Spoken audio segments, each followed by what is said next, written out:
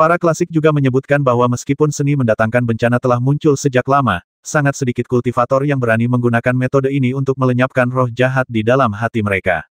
Alasannya adalah karena kesengsaraan surgawi terlalu mengerikan. Di dunia kultivasi abadi, dari para kultivator tingkat atas hingga para master agung tingkat Mahayana, bahkan tingkat penyeberangan kesengsaraan, semua orang ketakutan ketika mendengar tentang kesengsaraan surgawi. Karena kesengsaraan surgawi melambangkan jalan surga, maka hukum langit dan bumilah yang mengutuk para kultivator dalam bentuk kesengsaraan guntur. Baik di dunia spiritual maupun dunia ibel, para kultivator belum benar-benar mencapai Tao dan menjadi abadi. Sekalipun mereka memiliki kekuatan magis yang luar biasa, mereka tetap tampak sangat kecil dan tak berarti di hadapan jalan surga. Oleh karena itu, menanggung kesengsaraan surgawi merupakan usaha yang sangat berbahaya. Menanggung kesengsaraan itu sendiri bisa jauh lebih berat daripada merasuki ibel batiniah atau roh jahat, sehingga hanya sedikit praktisi yang mau melakukannya. Hanya ketika dihadapkan pada situasi hidup mati yang sesungguhnya, ketika ibel batiniah begitu kuat sehingga jika tidak disingkirkan, akan mengarah pada obsesi dan reaksi balik, sehingga seseorang tidak punya pilihan lain, barulah seseorang akan menanggung akibatnya. Oleh karena itu, praktik menimbulkan kesengsaraan merupakan upaya putus asa untuk bertahan hidup. Limuran bukan salah satu dari mereka. Yang membedakannya dari kultivator ibel dan kultivator spiritual lainnya adalah ia telah berulang kali ditimpa kesengsaraan surgawi. Karena telah mengalami begitu banyak kesengsaraan surgawi, tubuh limuran jauh lebih tahan terhadap guntur surgawi daripada kultivator atau monster terkuat sekalipun. Terlebih lagi, limuran juga dibantu oleh burung roh Little Thunder, yang memberinya dorongan signifikan dibandingkan kultivator lain dalam mengatasi kesengsaraan tersebut. Setelah kembali ke guanya, limuran mulai berpikir dengan hati-hati. Niat membasmi terlalu kuat sekarang. Jika tidak segera diatasi, akan memengaruhi kondisi mental secara halus. Dan begitu kondisi mental berubah, sulit untuk mengembalikannya. Teknik-teknik yang saya praktikkan, baik Taiksu Sutra maupun Wuming Jue, keduanya membutuhkan kondisi batin yang kuat. Terutama Taiksu Sutra, yang khusus mengolah kesadaran ilahi, memiliki persyaratan yang sangat tinggi untuk kondisi batin tersebut. Jika saya tidak memiliki niat membasmi, bahkan dengan bantuan pil kesadaran ilahi yang tak terhitung jumlahnya, saya tidak akan pernah bisa menembus tingkat kelima Taiksu Sutra. Lebih jauh lagi, jika energi jahat di tubuhku tidak diatasi, pada akhirnya akan meletus. Ketika rumput aneh di dantianku menumbuhkan daun keempat, kesengsaraan surgawi akan tiba, dan kemungkinan besar akan menarik kesengsaraan surgawi yang menyasar energi jahatku. Ketika kesengsaraan ganda ini tiba, situasinya akan menjadi lebih berbahaya. Daripada membiarkan situasi memburuk, lebih baik memberantasnya sesegera mungkin. Meskipun teknik pemicu kesengsaraan mengandung risiko yang cukup besar, aku telah berhasil melewati berbagai kesengsaraan berkali-kali, dan dengan bantuan Xiao Lei, tubuh fisik, kekuatan magis, dan kesadaran spiritualku telah mencapai puncaknya. Aku seharusnya bisa melewati yang satu ini. Setelah mempertimbangkan untung ruginya, limuran akhirnya memutuskan untuk menggunakan teknik menimbulkan bencana untuk melarutkan permusuhannya, melenyapkan setan dalam dirinya, dan mengembalikan kedamaian pikirannya. Limuran melakukan persiapan yang matang selama beberapa bulan. Suatu malam, ia diam-diam meninggalkan gua di tengah kegelapan dan tiba di sebuah gurun terpencil yang gersang, puluhan ribu mil jauhnya. Limuran melepaskan indera kedewaannya untuk menjelajahi lingkungan sekitar, namun tidak menemukan satupun kultivator atau binatang ajaib tingkat tinggi di dekatnya, jadi ia menetapkan tempat ini sebagai tempat di mana malapetaka menimpanya. Saat menghadapi kesengsaraan, pasti ada beberapa risiko. Ia tidak ingin diganggu, juga tidak ingin membuat khawatir kultivator lain. Bagaimanapun, kedatangan kesengsaraan surgawi pasti ada alasannya. Jika ia gegabah mengundang kesengsaraan surgawi, pasti akan menarik perhatian kultivator lain. Inilah mengapa limuran tidak ingin mengundang kesengsaraan di dekat paviliun Tianzu. Limuran mengikuti tuntunan teknik pemicu bencana dan perlahan-lahan memobilisasi energi vital langit dan bumi di sekitarnya. Karena kemampuannya memobilisasi energi vital sangat luar biasa, awan tebal energi ibel tiba-tiba berkumpul dan menggelinding di atas kepalanya. Aura pembasmi dalam dirinya perlahan-lahan mengalir ke awan ajaib. Setelah awan ajaib menyerap aura pembasmi dalam jumlah besar, angin dan awan tiba-tiba berubah. Angin di sekitarnya menderu kencang, dan energi langit dan bumi yang sangat besar mengalir ke awan ajaib dengan sendirinya tanpa kendali limuran. Tak lama kemudian, disertai suara gemeretak kecil, busur-busur petir keemasan yang ramping mulai muncul di awan ibel. Busur-busur petir ini semakin banyak, melompat-lompat tak beraturan di awan ibel, semakin tebal, dan suaranya semakin keras. Sesaat kemudian, awan ibel itu berubah menjadi awan bencana, dan busur petir emas yang terkandung di dalamnya dapat menyerang kapan saja. Pada saat ini, limuran menyingkirkan keahliannya, lalu melambaikan lengan bajunya dan memanggil burung spiritual Xiao Lei. Ketika Xiao Lei melihat awan bencana di langit malam, ia segera berteriak kegirangan dan gembira, lalu mengepakkan sayapnya untuk menyambutnya. Boom! Pada saat ini, guntur keemasan setebal mangkuk jatuh langsung ke bawah dan menghantam Limuran. Limuran menahan guntur tanpa bergerak. Tubuhnya sedikit gemetar dan anggota tubuhnya terasa mati rasa, tetapi ia tidak terluka parah. Berbicara tentang kekuatan fisik, meskipun Limuran telah mengembangkan teknik pemurnian tubuh hingga batas seorang kultivator manusia, ia masih jauh tertinggal dari beberapa makhluk setengah ibel dan binatang ibel dengan bakat fisik yang lebih baik.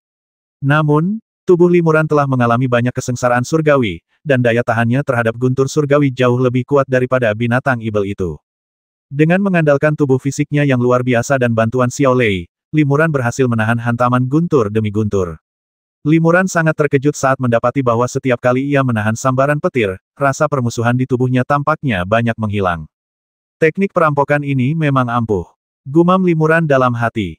Musibah surgawi adalah hasil evolusi kekuatan hukum langit dan bumi. Musibah ini memiliki efek yang sangat kuat dalam melenyapkan pikiran-pikiran yang mengganggu dan mengembalikan seseorang ke fitrah aslinya. Musibah ini jauh lebih bermanfaat daripada obat mujarab apapun. Saat petir menyambar berkali-kali, permusuhan dalam diri Limuran semakin melemah, dan keadaan pikirannya juga diam-diam berubah. Seolah-olah aliran air dingin dan manis mengalir deras ke seluruh tubuhnya, membuat Limuran merasa sangat jernih. Ia tiba-tiba teringat misi yang sedang diembannya, tekad haus darah untuk menghabisi seluruh keluarga targetnya, dan hawa dingin menjalar di punggungnya. Seolah-olah ia bukan dirinya sendiri saat itu, melainkan orang asing. Limuran merasakan gelombang ketakutan. Jika dia tidak menemukan masalahnya tepat waktu, jika Baiki, yang kebetulan lewat, tidak mengingatkannya dengan baik, mungkin dia akan perlahan-lahan berubah pikiran tanpa menyadarinya, dan akhirnya menjadi orang yang haus darah, tanpa jalan kembali. Di dunia kultivasi abadi, contoh seperti ini tak terhitung jumlahnya. Banyak kultivator yang dulunya berbudi luhur, setelah mempraktikkan teknik tertentu atau terlibat dalam pembantaian berdarah, sering kali mengalami perubahan drastis dalam karakter mereka, menjadi ganas dan haus darah. Namun, para kultivator ini jarang punya jalan keluar, mereka hanya bisa terus terjerumus lebih dalam ke dalam perangkap mereka, tak pernah kembali. Untungnya, situasi saat ini tidak serius. Limuran tidak terlalu terlibat, dan temperamennya tidak banyak berubah. Ia percaya bahwa selama semua permusuhan dalam tubuhnya dihilangkan, ia akan tetap menjadi orang yang sama seperti sebelumnya, dan hatinya yang asli akan tetap tidak berubah. Tiba-tiba, sebuah bayangan hitam terbang keluar dari tubuh Limuran. Limuran mengamati dengan saksama dan menemukan bahwa bayangan hitam itu telah berubah menjadi wujud manusia, fitur wajah dan bentuk tubuhnya persis sama dengan dirinya. Apakah ini ibel batiniah? Limuran terkejut. Konon, teknik pemicu malapetaka semacam ini dapat memunculkan ibel batiniah, sehingga memberi orang kesempatan untuk membasminya sepenuhnya. Limuran di depannya sekarang, meskipun aura dan penampilannya persis seperti dirinya, matanya penuh dengan niat membasmi yang ganas, yang jelas merupakan ibel batin yang diam-diam tumbuh di dalam dirinya selama bertahun-tahun. Limuran mendengus dingin, kau muncul di waktu yang tepat. Setelah kau tereliminasi, aku tidak perlu khawatir lagi. Setelah berkata demikian, Limuran melambaikan lengan bajunya, cahaya ungu menyambar, dan dia memanggil pedang serakah. Kemudian, pedang serakah diayunkan di udara, dan cahaya pedang ungu cemerlang membelah sebagian besar langit malam dan menebas ke arah setan dalam diri. Cahaya pedang ungu dengan mudah mencabik-cabik tubuh ibel dalam, tetapi setelah cahaya pedang itu lewat, tubuh ibel dalam segera berkumpul kembali, hampir tidak terpengaruh. Limuran tercengang. Sepertinya pedang serakah tidak bisa berbuat apa-apa terhadap ibel dalam dirinya. Ia segera mengubah strateginya. Ia menyingkirkan pedang serakah dan memanggil pedang kegelapan.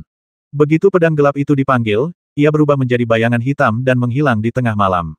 Pada saat yang sama, benang-benang pedang tak kasat mata yang tak terlihat tiba-tiba mengelilingi ibel batin itu dan menebasnya dari segala arah.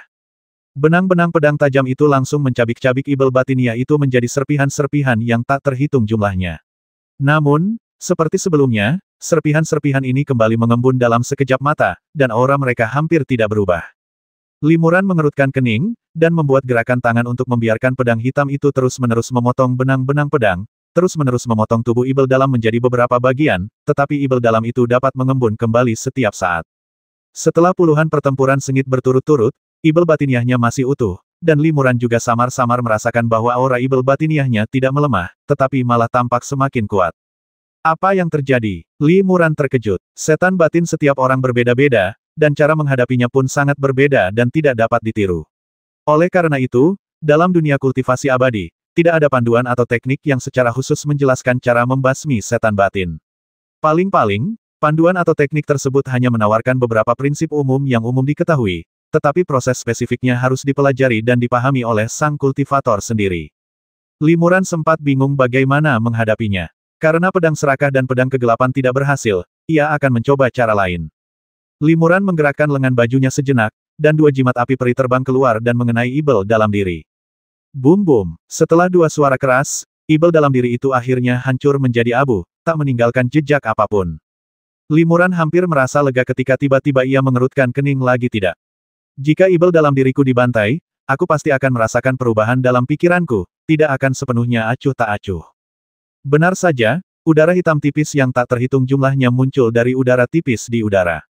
Udara hitam ini berkumpul dan membentuk limuran lain, yang tentu saja masih merupakan Ibel batiniah. Bahkan jimat api abadi pun tak bisa berbuat apa-apa padanya. Limuran kembali terkejut. Ia lalu berteriak keras, mengumpulkan seluruh kekuatan sucinya, dan menamparkan dengan satu telapak tangan.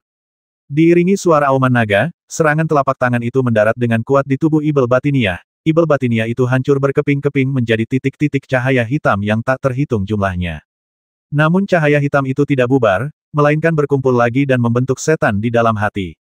Otang pembawa sial, kenapa aku tidak bisa menyingkirkan Ibel dalam diriku ini? Limuran sangat cemas. Baik itu dengan menggunakan pikiran suci, ilmu pedang tajam, mantra-mantra sakti dan kekuatan magis, maupun dengan kekuatan suci tubuh fisik, semua cara tersebut cukup untuk membasmi seorang kultivator tubuh Ibel tingkat akhir yang kuat, tetapi tidak ada cara untuk mengatasi Ibel dalam diri ini. Yang lebih mengejutkan Limuran adalah ketika serangannya menjadi tidak efektif, aura Ibel dalam dirinya malah menjadi semakin kuat, dan senyum aneh muncul di sudut mulut Ibel dalam dirinya. Ibel batin menatap Limuran dengan dingin, matanya penuh provokasi, seolah berkata, hanya ini yang bisa kau lakukan. Terus basmi aku. Limuran tiba-tiba terkejut mengapa dia tidak menghindar atau menghindar, mengapa dia tidak melawan.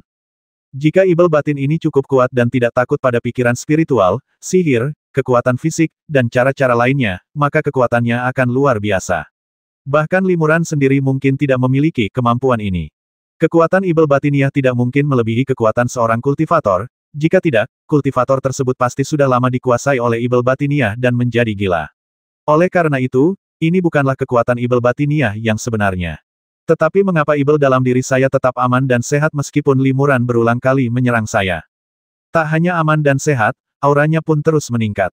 Semakin Limuran ingin membasmi Ibel dalam dirinya, semakin sulit ia disingkirkan dan semakin kuat pula kekuatannya. Mungkinkah ini masalahnya? Jantung Limuran tiba-tiba bergetar, dan dia samar-samar menebak sesuatu. Kenapa kau tidak bertindak? Ibel dalam diri tiba-tiba berbicara, gunakan kekuatan sihirmu yang terkuat dan lihat apakah kau bisa membasmiku. Jangan lupa, kau adalah aku dan aku adalah kau. Sekuat apapun dirimu, kau tidak bisa membasmiku. Limuran tersenyum tipis, aku hampir tertipu oleh tipuanmu. Aku tidak bisa membasmimu, dan kau juga tidak bisa membasmiku. Lagi pula, semakin kuat niat membasmiku, semakin kuat pula auramu. Jelas kau hanyalah manifestasi dari niat membasmiku. Wajah Ibel batiniahnya tiba-tiba berubah ketika mendengar ini. Meskipun ia segera kembali normal, Limuran langsung menangkap reaksinya, yang semakin memperkuat spekulasinya. Limuran bergumam pada dirinya sendiri, selama niat membasmiku masih ada, kau tak akan binasa. Apapun cara yang kugunakan untuk mengalahkanmu, kau akan berkumpul kembali, karena kau memiliki niat membasmi yang kuat. Oleh karena itu, satu-satunya cara untuk melenyapkanmu bukanlah dengan membasmimu, melainkan dengan menjaga pikiranmu tetap fokus, menenangkan hatimu, dan menghilangkan niat membasmi dalam hatimu. Memikirkan hal ini, Limuran mulai berlatih teknik-teknik tanpa nama. Alasan mengapa ia memilih berlatih rahasia tanpa nama saat ini adalah karena pikirannya dapat paling tenang saat ia berlatih perangkat latihan ini. Dengan pernapasan yang berulang, dan siklus penyerapan dan pemborosan, energi sejati dalam tubuh terus berkomunikasi dengan energi vital langit dan bumi di sekitarnya. Lambat laun, Limuran tampak menyatu dengan langit dan bumi di sekitarnya. Ia merasakan sensasi halus yang belum pernah terjadi sebelumnya, seolah-olah ia telah sepenuhnya menyatu dengan dunia ini. Energi vital antara langit dan bumi seakan menjadi napas dalam tubuhnya, setiap helai rumput dan setiap pohon antara langit dan bumi seakan menjadi rambutnya. Pengalaman luar biasa ini adalah kondisi diri surgawi dalam pikiran, yang lebih tinggi daripada kondisi tanpa ego. Latihan fisik biasa membutuhkan penghilangan pikiran yang mengganggu dan mencapai kondisi tanpa ego, tetapi ketika Limuran berlatih Wuming Jue, ia bahkan dapat mencapai kondisi diri surgawi. Perasaan baru yang belum pernah terjadi sebelumnya perlahan muncul di benak Limuran. Kondisi sifat diri yang menyatu dengan dunia ini membuatnya merasa sangat nyaman dan rileks. Untuk sesaat, ia bahkan melupakan Limuran sebagai pribadi, dan merasa bahwa ia hanyalah bagian tak terpisahkan dari dunia ini. Inilah yang disebut persatuan manusia dan alam, dan kembali ke jalan surgawi. Gumam Limuran dalam hatinya. Meskipun tingkat kultivasinya masih rendah dan dia belum bisa memahami apa sebenarnya dao surgawi itu, dia juga belum bisa benar-benar menyentuh kekuatan dao surgawi, tetapi dia sudah bisa membayangkan samar-samar betapa indahnya jika bisa selaras dengan dao surgawi dan menjadi satu dengan langit dan bumi.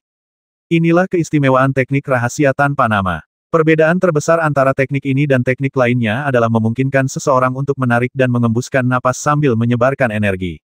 Teknik ini tidak hanya menyerap esensi dari segala sesuatu di dunia untuk digunakan sendiri, tetapi juga menyalurkan kembali kekuatan magisnya kepada dunia. Dalam proses ini, teknik ini secara halus memperkuat hubungan antara praktisi dan hukum dunia, memudahkan praktisi untuk berkomunikasi dengan dunia sekitar, lebih mudah mengendalikan dan memanipulasi vitalitas dunia di sekitarnya, dan juga memungkinkan praktisi yang telah berhasil berlatih untuk mencapai kondisi batin tingkat tinggi diri surgawi.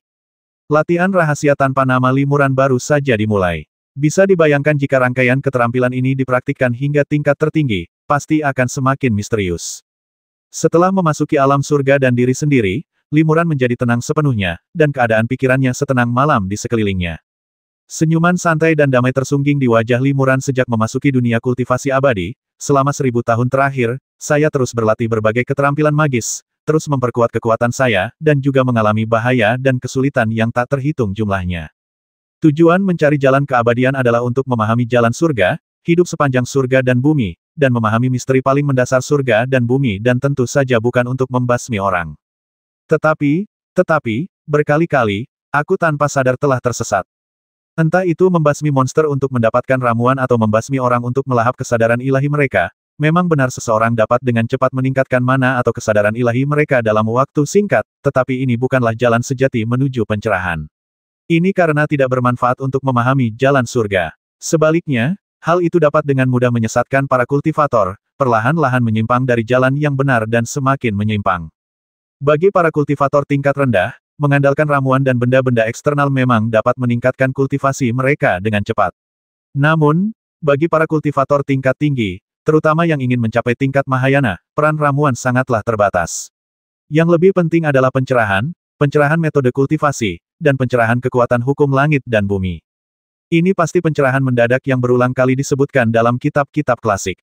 Gumam Limuran dalam hati, kitab-kitab klasik sering mengatakan bahwa untuk maju ke tahap Mahayana, seseorang harus mencapai pencerahan mendadak.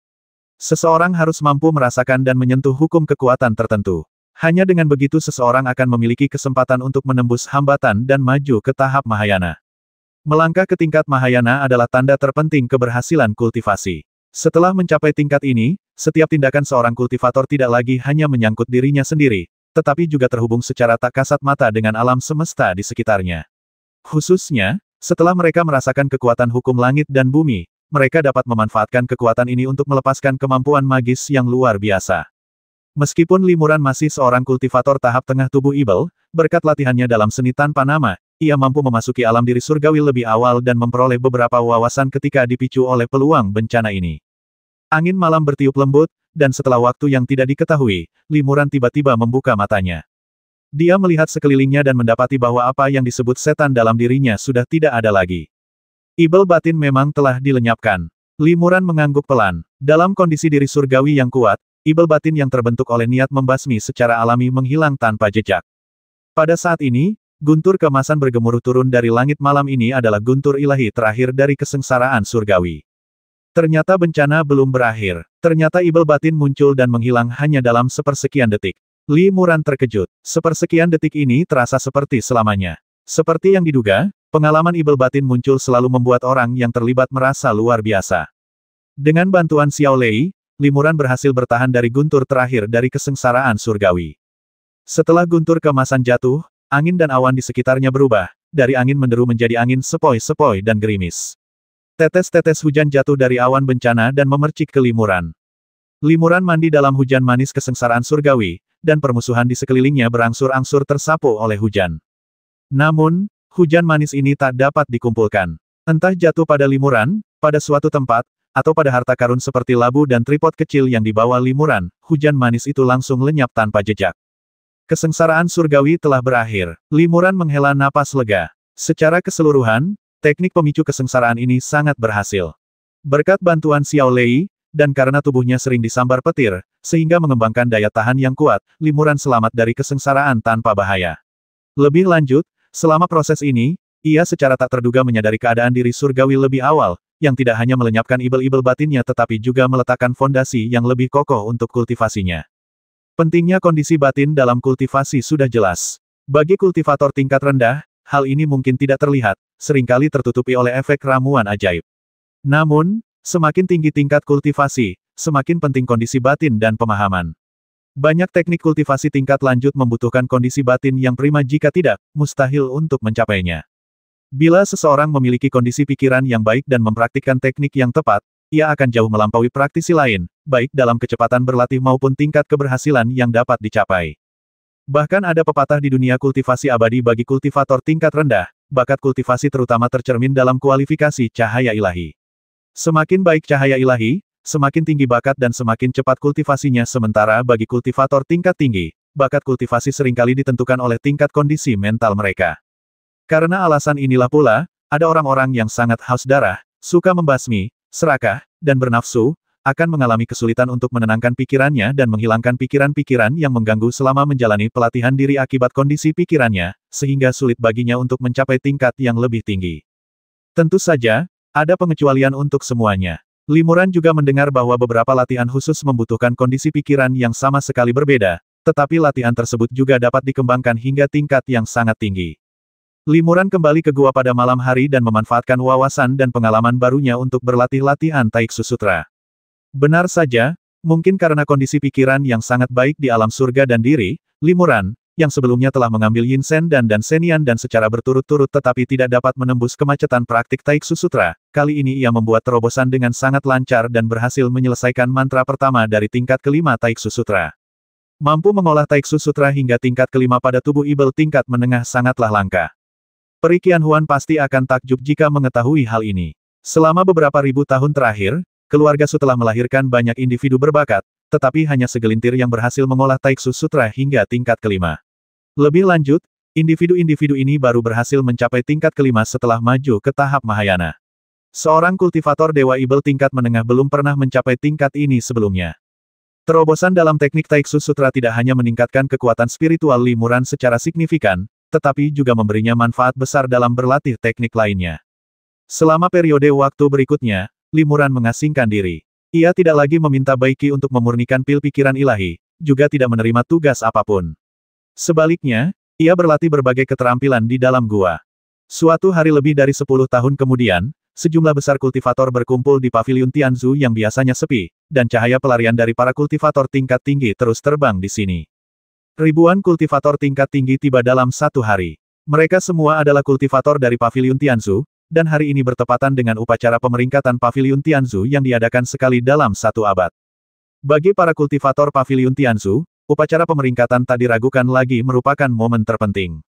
Hanya dalam beberapa hari, peringkat akan berubah, dan setiap perubahan akan berdampak besar pada minat dan status para kultivator di paviliun Tianzu.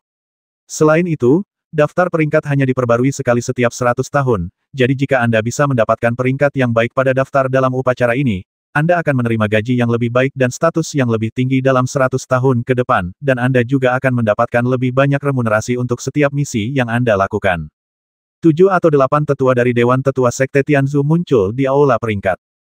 Para tetua ini bukanlah pembasmi Sekte Tianzu, juga tidak termasuk dalam peringkat, tetapi mereka memegang posisi tertinggi di dalam sekte. Segala hal, besar maupun kecil, dikendalikan langsung oleh Dewan Tetua. Kebanyakan kultivator memahami bahwa meskipun para tetua ini mungkin tidak memiliki kekuatan yang signifikan, mereka mewakili kekuatan-kekuatan dahsyat di alam ibel. Kelangsungan hidup Sekte Tianzu selama ribuan tahun tak terpisahkan dari dukungan kekuatan-kekuatan dahsyat ini.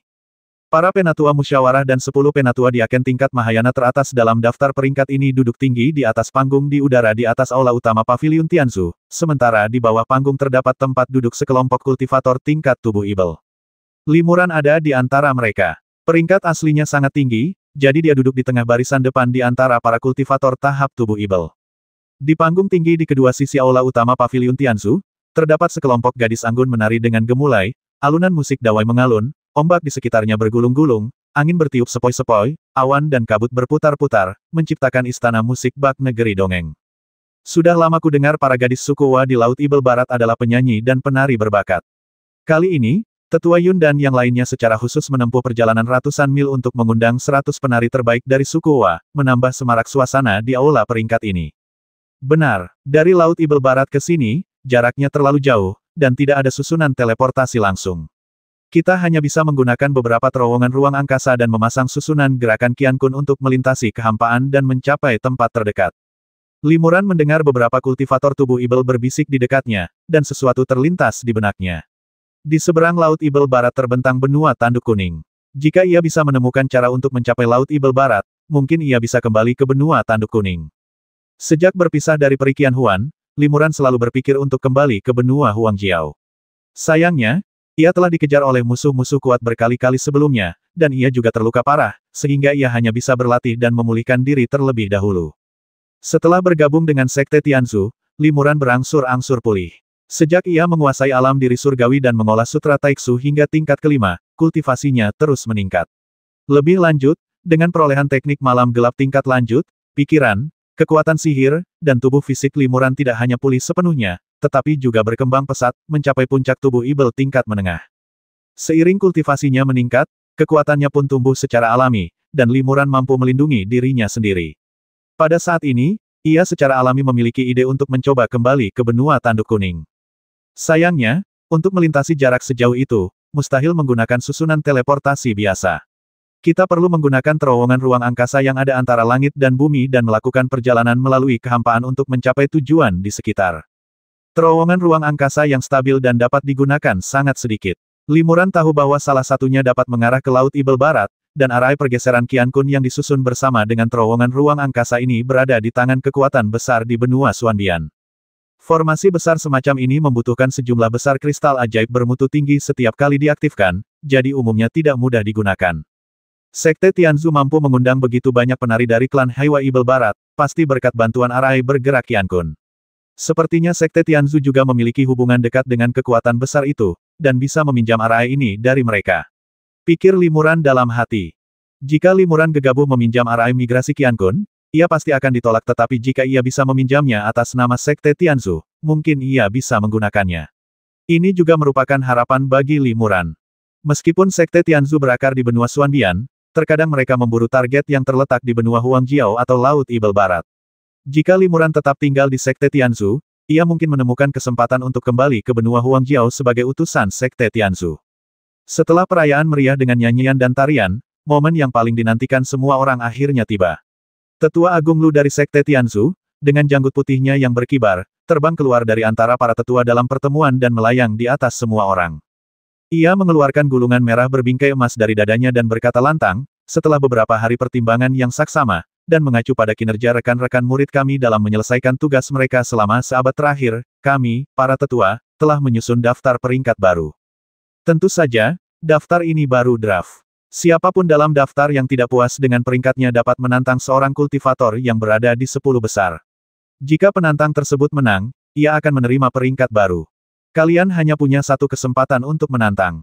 Setelah kalah, kalian tidak bisa lagi menantang kultivator lain. Semua tantangan harus diselesaikan dalam 7 hari. Setelah 7 hari, yaitu hari berakhirnya upacara pemeringkatan, kami akan mengeluarkan daftar peringkat resmi berdasarkan hasil semua tantangan. Daftar peringkat ini tidak akan diubah selama 100 tahun ke depan.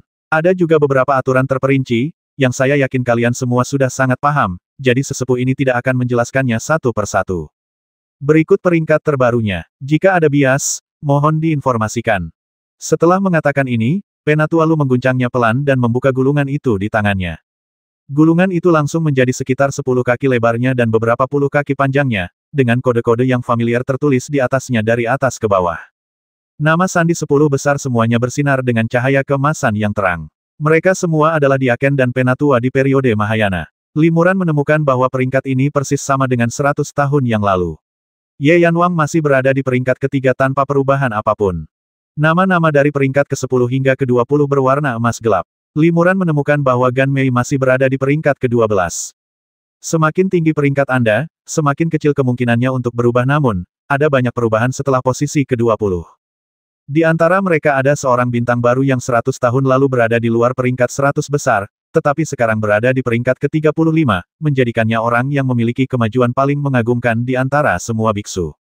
Para biksu menelusuri daftar itu dengan perasaan cemas bercampur cemas sambil mencari nama sandi mereka. Beberapa tersenyum puas, sementara yang lain tampak khawatir dan sedih. Rekan Daoistong, peringkatmu langsung naik 5 peringkat. Selamat. Tidak, aku hanya sedikit lebih baik. Sebagai perbandingan, rekan Daoishan telah naik lebih dari 10 peringkat. Ini sungguh menakjubkan.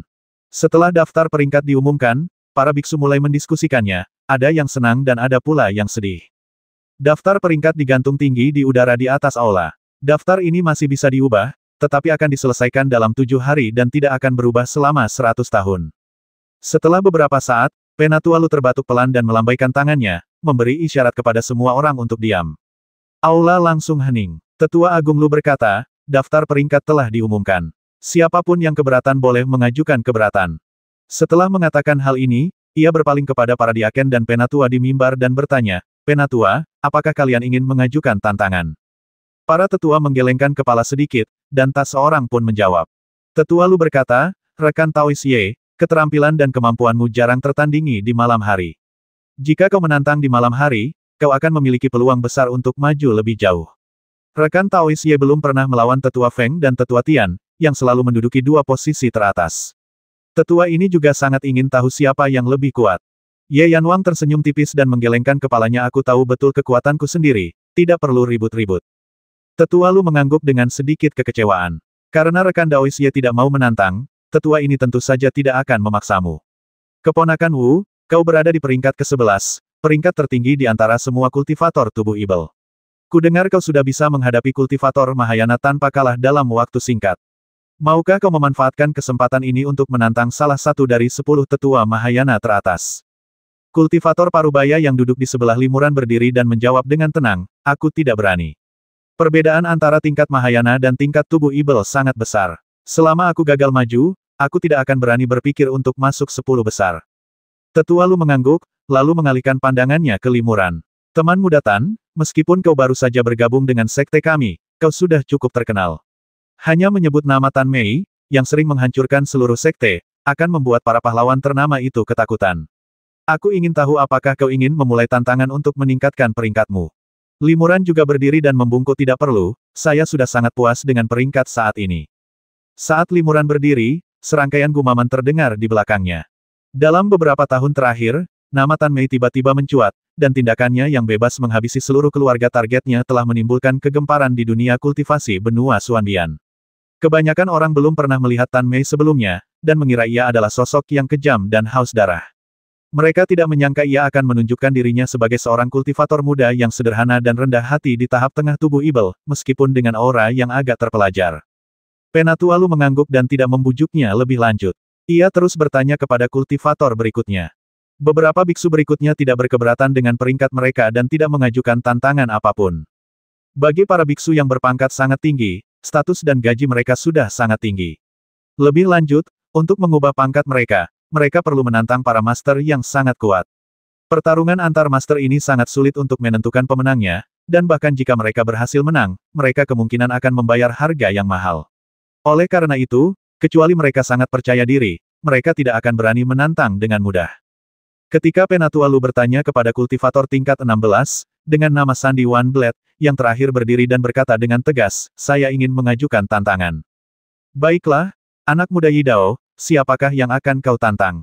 Tanya Tetua Lu. Pria parubaya dengan nama Sandi Yidao menunjuk limuran yang tidak jauh darinya dan berkata, saya menantang rekan Taois Tan Mei. Semua orang bersorak kegirangan. Menantang Tan Mei memang pilihan yang tepat. Pertama, para kultivator peringkat teratas di tahap tubuh ibel semuanya telah lama tersohor, kekuatan mereka telah teruji dalam berbagai cara. Tak satu pun dari mereka yang mendapatkan reputasinya dengan sia-sia. Hanya Tan Mei yang baru-baru ini naik daun, menggantikan Yuan Sha di posisinya saat ini. Kedua, 20 kultivator teratas semuanya berada di tahap tubuh ibel akhir, dengan Tan Mei sendirian di tahap tubuh ibel tengah. Meskipun hanya sedikit perbedaan ranah, hal itu tidak akan menyebabkan perubahan kualitatif dalam keterampilan dan kekuatan supernatural namun, perbedaan ranah yang kecil juga akan menyebabkan perbedaan kekuatan. Dalam pertarungan antar master, perbedaan kekuatan yang tipis seringkali dapat menentukan kemenangan atau kekalahan akhir.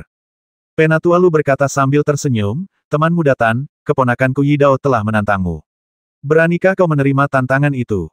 Limuran berdiri dan membungkuk kepada tetua Lu dan Yidao. Ia berkata dengan tenang, saya mengaku kalah dan bersedia melepaskan posisi ini serta bertukar posisi dengan rekan Daois Yidao. Apa? Tetua Lu tertegun, lalu bertanya, teman muda Tan, apa kau sudah memikirkannya matang-matang? Kalau kau mengaku kalah, peringkat dan statusmu akan turun drastis. Kenapa kau tidak menerima tantangannya? Mungkin kau masih punya peluang menang. Limuran menggelengkan kepalanya. Terima kasih atas nasihatmu, Tetua Agung. Aku telah memutuskan untuk menyerah. Semua orang mulai membahas situasi itu lagi, berspekulasi secara pribadi tentang alasan Limuran menyerah. Beberapa percaya bahwa Limuran tahu ia tidak cukup kuat, beberapa percaya bahwa keduanya pernah bertarung secara diam-diam sebelumnya dan mengetahui kekuatan masing-masing, beberapa bahkan berspekulasi bahwa keduanya telah mencapai semacam kesepakatan, sehingga mereka dapat bertukar peringkat tanpa harus bertarung. Sebenarnya, Limuran sama sekali tidak mengenali Yidao ini. Hari ini adalah pertama kalinya ia melihatnya. Ia menghindari pertarungan hanya karena tidak ingin membuang mana. Ia pernah melawan Yuansha sebelumnya, dan tahu bahwa para kultivator peringkat atas dari Sekte Tianzu memang luar biasa kuat. Meskipun telah membasmi Yuansha, ia sendiri juga terluka parah dan butuh bertahun-tahun meditasi untuk pulih. Yidao ini berada di peringkat ke-16, tidak jauh lebih buruk daripada Yuansha, yang berada di peringkat ke-12. Alih-alih bertarung, bahkan jika ia menang pada akhirnya, ia tetap akan menghabiskan banyak energi dan mana sejatinya. Orang ke-12 dan ke-16 berada dalam 20 besar, dan dianggap sebagai kultivator tubuh ibel dengan peringkat tertinggi di Sekte Tianzu. Meskipun ada perbedaan gaji tertentu, Limuran tidak terlalu mempermasalahkannya. Penatua Lu mengangguk dan berkata, baiklah, karena teman muda Tan telah menyerah secara langsung, peringkatnya akan diubah. Setelah mengatakan itu, dia menunjuk ke gulungan peringkat dan menukar nama Gan Mei dan Yidao. Limuran awalnya mengira masalah itu sudah selesai, tetapi dia tidak menyangka bahwa beberapa saat kemudian, seorang kultivator lain bernama Lin akan menantangnya. Kultivator bernama Lin ini juga berada pada tahap akhir kultivasi Dewa Ibel, peringkat ke-24. Limuran mengerutkan kening dan bertanya, apakah rekan Taois ini juga memenuhi syarat untuk menantangku? Aku sudah menerima tantangannya sekali. Bukankah setiap kultivator hanya punya satu kesempatan untuk menantang? Penatua Lu tersenyum dan berkata, sepertinya Tuan Muda Tan tidak sepenuhnya memahami detail aturan tantangan. Pada prinsipnya, setiap kultivator hanya dapat menantang satu kali, dan hanya akan menerima satu tantangan. Namun, jika kultivator yang ditantang gagal, kultivator lain masih dapat menantangnya. Jika penantang gagal, ia mungkin juga akan ditantang oleh kultivator dengan peringkat lebih rendah. Hanya mereka yang memenangkan tantangan yang akan dibebaskan dari tantangan lainnya, dan peringkat mereka akan ditetapkan sejak saat itu. Jadi, Anda, Tuan Tan, harus memenangkan tantangan ini. Kalau tidak, kultivator lain dengan peringkat lebih rendah kemungkinan besar akan terus menantang Anda. Jika Anda menghindari pertarungan, peringkat Anda akan terus turun. Teman Lin berada di peringkat 24, dan awalnya tidak berhak menantang teman Tan, yang berada di peringkat 12. Namun, peringkat teman Tan kini turun ke peringkat 16, 8 peringkat di belakang teman Lin. Menurut aturan sekte kami, hanya jika selisihnya kurang dari 10 peringkat, teman Lin berhak menantang teman Tan. Aturan sekte kami adalah membiarkan kultivator terkuat untuk menonjol, sehingga peringkat mereka sesuai dengan kekuatan mereka sendiri. Jika kekuatan mereka turun drastis, peringkat mereka akan turun. Dan jika mereka stagnan, mereka akan dilampaui oleh pendatang baru, dan peringkat mereka akan terus turun. Jadi begitu, Limuran melirik kultivator bernama Lin dan mendengus dingin. Seorang kultivator di luar 20 besar tidak akan pernah berani menantangnya yang berada di peringkat 12. Sepertinya inisiatifnya sebelumnya untuk menghindari pertempuran membuat beberapa orang berpikir bahwa ia lemah secara alami dan tidak cukup kuat, sehingga bisa dikalahkan. Meskipun Limuran tidak terlalu peduli dengan posisinya di daftar peringkat, dia tidak akan pernah menerima posisi ke-24. Karena 20 biksu atau lebih juga bisa menjadi target. Selama klien membayar cukup, mereka juga bisa membeli nyawa mereka. Namun, para kultivator yang berada di peringkat 20 teratas semuanya adalah kultivator inti Sekte Tianzu. Tidak hanya status mereka yang lebih tinggi, tetapi Sekte Tianzu juga memiliki aturan yang jelas. Setinggi apapun harga atau kekuatannya, tak seorang pun dapat menyerang 20 kultivator teratas Sekte Tianzu. Jika tidak, Sekte Tianzu akan terus memperjuangkannya sampai tuntas. Oleh karena itu, Limuran masih sangat mementingkan posisinya di 20 besar. Jika dia keluar dari 20 besar, keluarga Mian akan mengetahuinya dan mungkin akan mengincarnya dan membeli nyawanya dengan kristal ajaib dalam jumlah besar. Limuran sebelumnya mengambil inisiatif untuk menghindari pertempuran karena tidak ada perbedaan mendasar antara 12 dan 16, tetapi ada perbedaan besar antara 16 dan 24. Saya menerima tantangannya dan bersedia bersaing dengan rekan Daois Lin, kata Limuran dengan tenang. Baiklah, kata Tetua Lu, teman muda Tan saat ini berperingkat lebih tinggi dan berhak menentukan metode tantangan.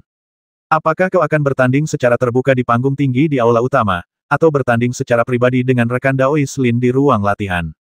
Jika kau memilih yang pertama, pertandingan akan berlangsung dalam 3 langkah, setelah itu para tetua akan menentukan pemenangnya. Jika kau memilih metode kedua, hanya kalian berdua di ruang latihan, dan orang luar tidak akan bisa melihat apa yang terjadi. Siapapun yang kalah dan keluar dari ruang latihan lebih dulu akan kalah. Limuran ragu sejenak dan menjawab, saya memilih pilihan kedua. Tetua Lu mengangguk. Ia mengeluarkan 2 bendera segitiga setinggi 3 inci dari lengan bajunya dan menyerahkannya masing-masing kepada Limuran dan biksu bermargalin. Kami sudah menyiapkan beberapa ruang pelatihan. Kalian berdua bisa masuk ke salah satunya dengan bendera-bendera ini. Jika tidak terlalu rendah, cukup aktifkan kembali benderanya dan kalian bisa meninggalkan ruang pelatihan dan kembali ke aula utama. Limuran dan biksu bermargalin masing-masing mengambil bendera formasi, mengaktifkannya, dan kemudian menghilang di aula di bawah sinar cahaya. Tetua Lu berkata dengan lantang, aku tidak tahu berapa lama kompetisi kalian akan berlangsung. Aku akan bertanya kepada kultivator lain apakah mereka ingin menantang kalian. Kami telah menyiapkan beberapa ruang pelatihan, jadi kultivator lain juga bisa menantang kalian di saat yang bersamaan. Sebelum ia selesai berbicara, seberkas cahaya tiba-tiba menyambar di aula, dan sesosok muncul di dalamnya. Sosok itu adalah Limuran. Pemenangnya diputuskan secepat itu. Semua orang terkejut. Mereka tidak menyangka kultivator bernama Lin begitu kuat. Ia memaksa Limuran meninggalkan ruang latihan dan kembali ke aula hanya dalam beberapa tarikan napas. Penatua Lu juga terkejut. Ia bertanya, teman muda Tan, kau pasti ceroboh. Kau benar-benar kalah begitu cepat. Menurutnya, meskipun tingkat kultivasi Limuran lebih rendah dan dia bukan tandingan kultivator bermargalin, dia tidak akan mampu bertahan bahkan dalam beberapa tarikan napas. Limuran menggelengkan kepalanya dan berkata dengan tenang, Penatua Lu salah paham. Aku tidak kalah dalam kompetisi ini. Penatua Lu terkejut dan berkata, menurut aturan sekte kami, kultivator yang meninggalkan ruang pelatihan terlebih dahulu akan kalah dalam kompetisi. Limuran berkata, ada pengecualian.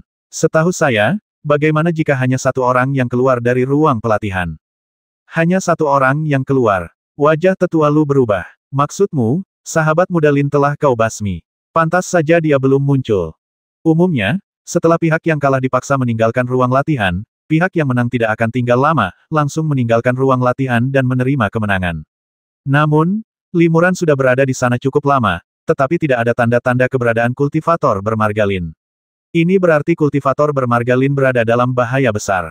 Menurut aturan Sekte Tianzu, untuk mendorong para kultivator mengerahkan segenap kemampuan mereka, tantangan tidak membatasi pertarungan hidup mati. Dengan kata lain, jika lawan terbasmi selama tantangan, tidak akan ada sanksi dari sekte. Mungkinkah dalam waktu sesingkat ini, Ibel Seraka ini telah membasmi kultivator bernama Lin? Wajah semua orang memucat karena ngeri, dan bahkan beberapa tetua di jenjang Mahayana tak kuasa menahan diri untuk menatap Limuran beberapa kali lagi.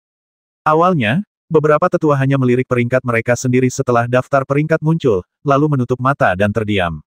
Namun, saat ini, mereka tak kuasa menahan diri untuk membuka mata dan menatap Limuran dengan rasa ingin tahu.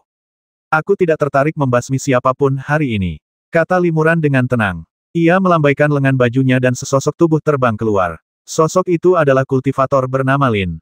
Namun, saat itu, biksu bernama Lin itu tidak bergerak dan pingsan. Hanya napas samar yang tertinggal di tubuhnya yang menunjukkan bahwa ia belum mati.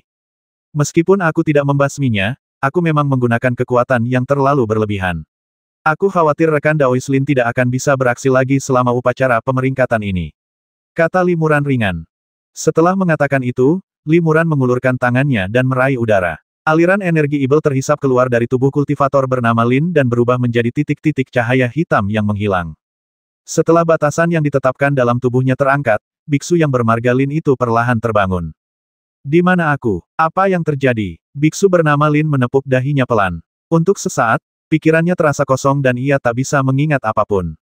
Semua orang terkejut ketika mendengar ini. Mereka tidak tahu kekuatan magis macam apa yang digunakan Ganmei misterius ini untuk menaklukkan musuh yang kuat dalam sekejap, dan lawannya bahkan tidak tahu apa yang terjadi. Sang Raja Malam, yang tengah beristirahat dengan mata terpejam di panggung tinggi, turut menampakkan ekspresi terkejut saat ini.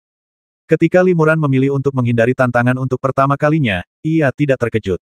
Karena saat itu siang hari, ia berasumsi Limuran takut ia tidak akan bisa mengeluarkan potensi penuhnya di siang hari dan mengalahkan ahli peringkat ke-16, jadi ia menyerah begitu saja dan menghemat mana. Ye Yanwang juga setuju dengan pendekatan ini dan menganggap pendekatan Limuran sangat bijaksana. Jika dia berada di posisinya, dia mungkin akan membuat pilihan yang sama.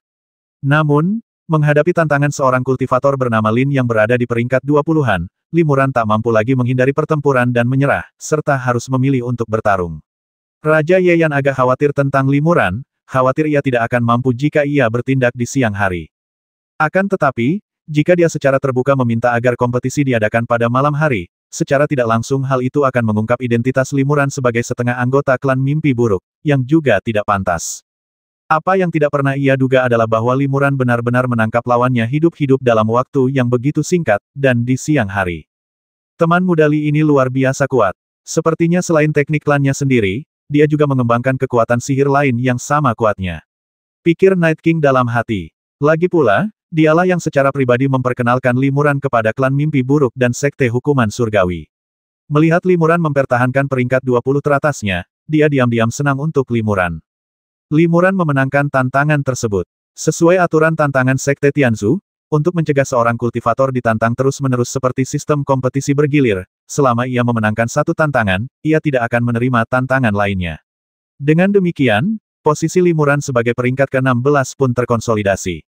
Adapun kultivator bermarga Lin, karena ia telah kehilangan kekuatan tempurnya untuk sementara, ia tidak dapat lagi berpartisipasi dalam kompetisi tantangan.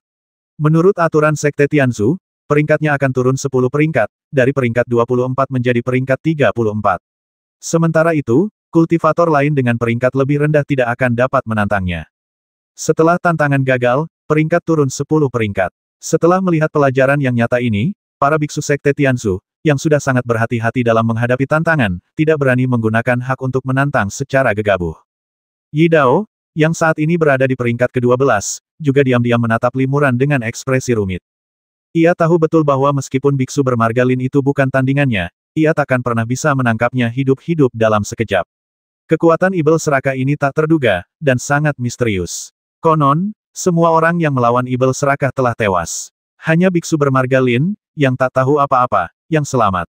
Jika Tan Mei memilih untuk melawannya alih-alih menghindar dan menyerah, apa jadinya dan siapa yang akan menang? Pertanyaan-pertanyaan ini membuat Yi Dao, yang awalnya cukup percaya diri dengan kekuatannya sendiri, merasa sedikit terguncang. Diam-diam ia merasa beruntung telah mencapai peringkatnya saat ini. Namun, membayangkan betapa dekatnya ia dengan pertarungan melawan Ibel Serakah seperti itu membuatnya diliputi ketakutan yang tak terjelaskan. Seandainya ia tahu betapa mengerikannya Ibel Serakah itu, ia mungkin tak akan berani menantangnya. Persaingan peringkat berlanjut dengan tertib. Semakin dekat ke tengah peringkat, semakin besar kemungkinannya untuk menimbulkan perselisihan. Lagi pula, tidak ada satupun dari mereka yang merupakan master tingkat atas, dan kekuatan mereka sangat ketat. Tidak ada yang mau menyerah, dan semua orang ingin naik beberapa peringkat lebih tinggi. Namun, peringkat-peringkat ini tidak lagi memengaruhi Limuran, yang berpangkat tinggi, dan kelompoknya. Meskipun peringkatnya turun sedikit, menjadi 16, dampaknya kecil. Penurunan peringkat juga akan mengurangi ketenarannya, yang mungkin akan mengurangi jumlah misi, yang memang diharapkan Limuran. Beberapa hari kemudian, upacara pemeringkatan berakhir, dan semua peringkat pun ditetapkan.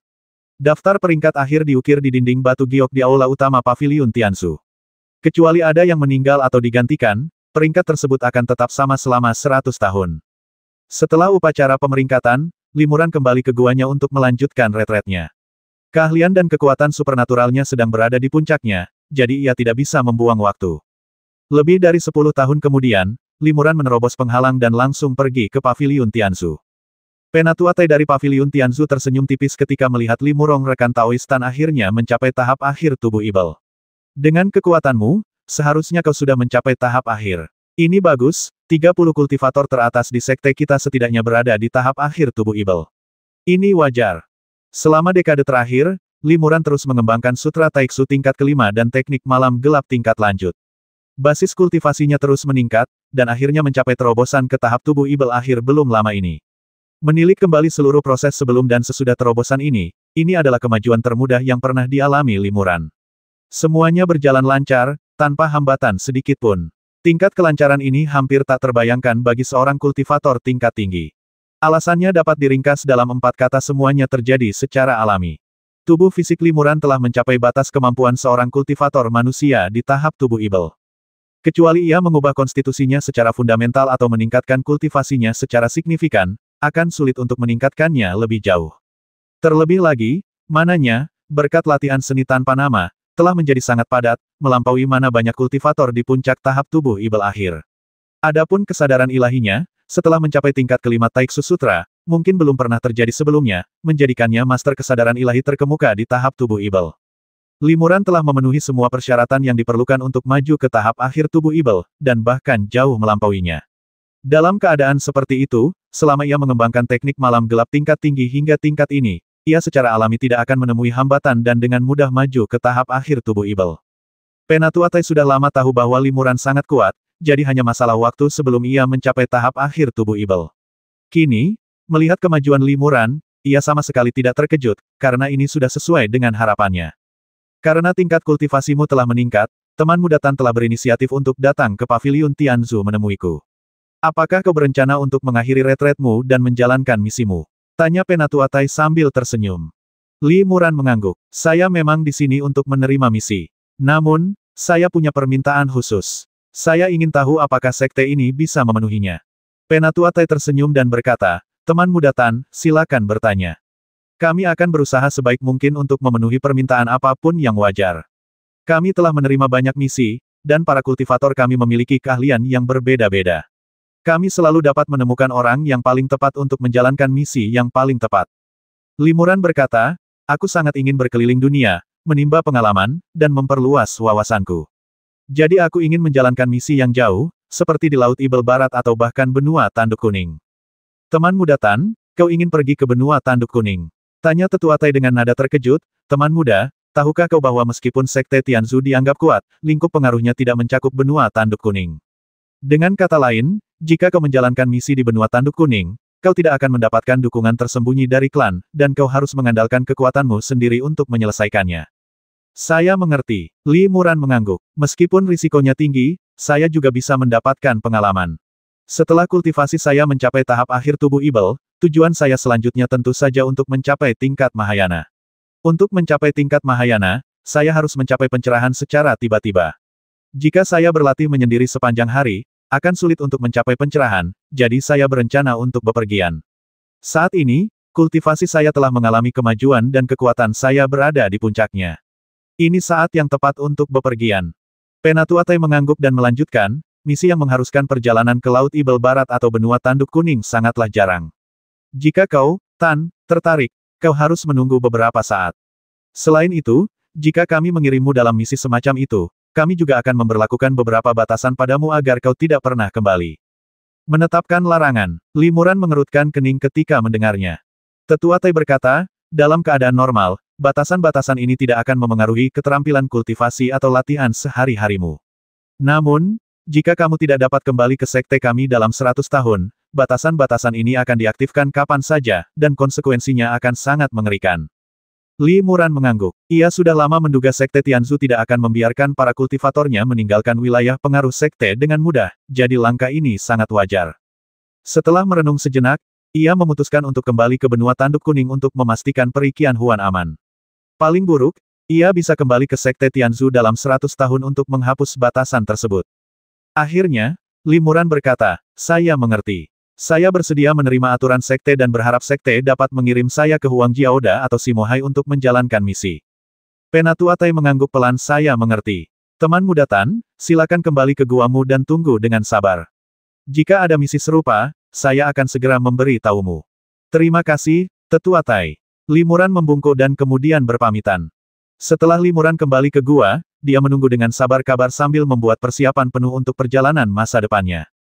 Dia perlu terus-menerus melatih kekuatan sihir misterius yang menyertai keahlian malam gelap tingkat tinggi agar memperoleh hasil yang lebih baik. Dia telah menghabiskan banyak jimat di tangannya, dan akan butuh banyak waktu dan mana untuk menyempurnakan dan mengisinya kembali secara perlahan. Adapun pedang kegelapan dan pedang serakah, dua pedang kelahiran yang telah disempurnakan ke dalam tubuhnya, mereka juga perlu terus disempurnakan dan dipupuk dengan api sejati sang kultivator yang ditransformasikan dari esensi sejati dalam dantian, sehingga secara bertahap dapat meningkatkan kompatibilitas antara kedua pedang tersebut dan limuran. Semuanya berjalan dengan tertib. Meskipun latihan limuran terasa sepi, ia tidak kesepian meskipun monoton. Ia tidak membosankan meskipun ia berdiam di dalam rumah sepanjang hari, ia menjalani kehidupan yang sangat memuaskan. Suatu hari beberapa tahun kemudian, limuran akhirnya menerima pesan dari Penatua Tai. Apakah akhirnya ada kesempatan untuk kembali ke benua Huangjiao? Limuran terkejut sekaligus gembira. Setelah menerima pesan transmisi suara dari Tetua Tai, ia segera terbang ke Paviliun Tianzu.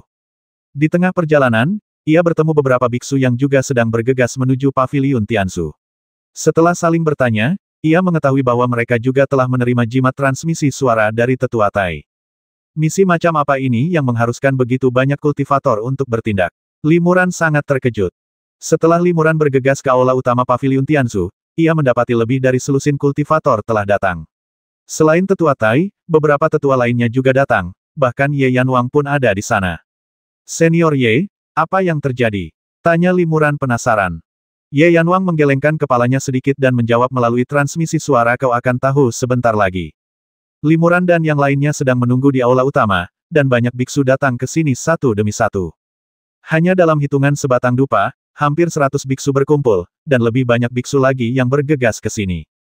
Tak lama kemudian, ratusan biksu berkumpul. Pemandangan ini benar-benar mengejutkan limuran. Apa yang sebenarnya terjadi? Ini benar-benar membuat banyak kultivator khawatir. Rasanya seperti semua kekuatan hidup Sekte Tianzu sudah padam. Pikir limuran dalam hati. 1 jam kemudian, Penatua Tai terbatuk ringan dan berkata, sebagian besar orang yang seharusnya ada di sini telah tiba, dan kita memiliki cukup tenaga. Sekarang saya akan menjelaskan situasinya kepada semua orang. Kali ini, sekte kita telah menerima tugas besar. Oleh karena itu, semua kultivator di sekte kita harus menjalankan misi sekte kecuali ada alasan yang sah untuk melakukannya. Misi sekte. Semua orang gempar ketika mendengar ini. Misi sekte merupakan hal yang langka bagi sekte Tianzu. Hanya ketika sekte menerima tugas yang sangat penting dan berskala besar, mereka akan menunda penerimaan tugas individu lainnya untuk sementara waktu dan mencurahkan seluruh sumber daya mereka untuk menyelesaikan tugas penting tersebut terlebih dahulu. Dalam situasi ini, semua kultivator sekte Tianzu harus menjalankan misi sekte kecuali mereka tidak punya pilihan dan tidak dapat berpartisipasi. Misi sekte sangat jarang. Sejak berdirinya sekte Tianzu, mereka hanya muncul 2 kali, dan ini yang ketiga kalinya. Aku ingin tahu siapa orang kuat ini yang memiliki kemampuan untuk membuat sekte Tianzu meluncurkan misi sekte. Seorang kultivator bertanya dengan suara rendah. Semua orang tahu itu sia-sia. Satu-satunya yang mampu memimpin seluruh sekte Tianzu untuk melayani mereka mungkin hanyalah segelintir kekuatan super di alam ibel. Kekuatan-kekuatan ini juga merupakan manipulator di balik sekte Tianzu, jadi wajar saja jika sekte Tianzu mengungkap dalang sebenarnya.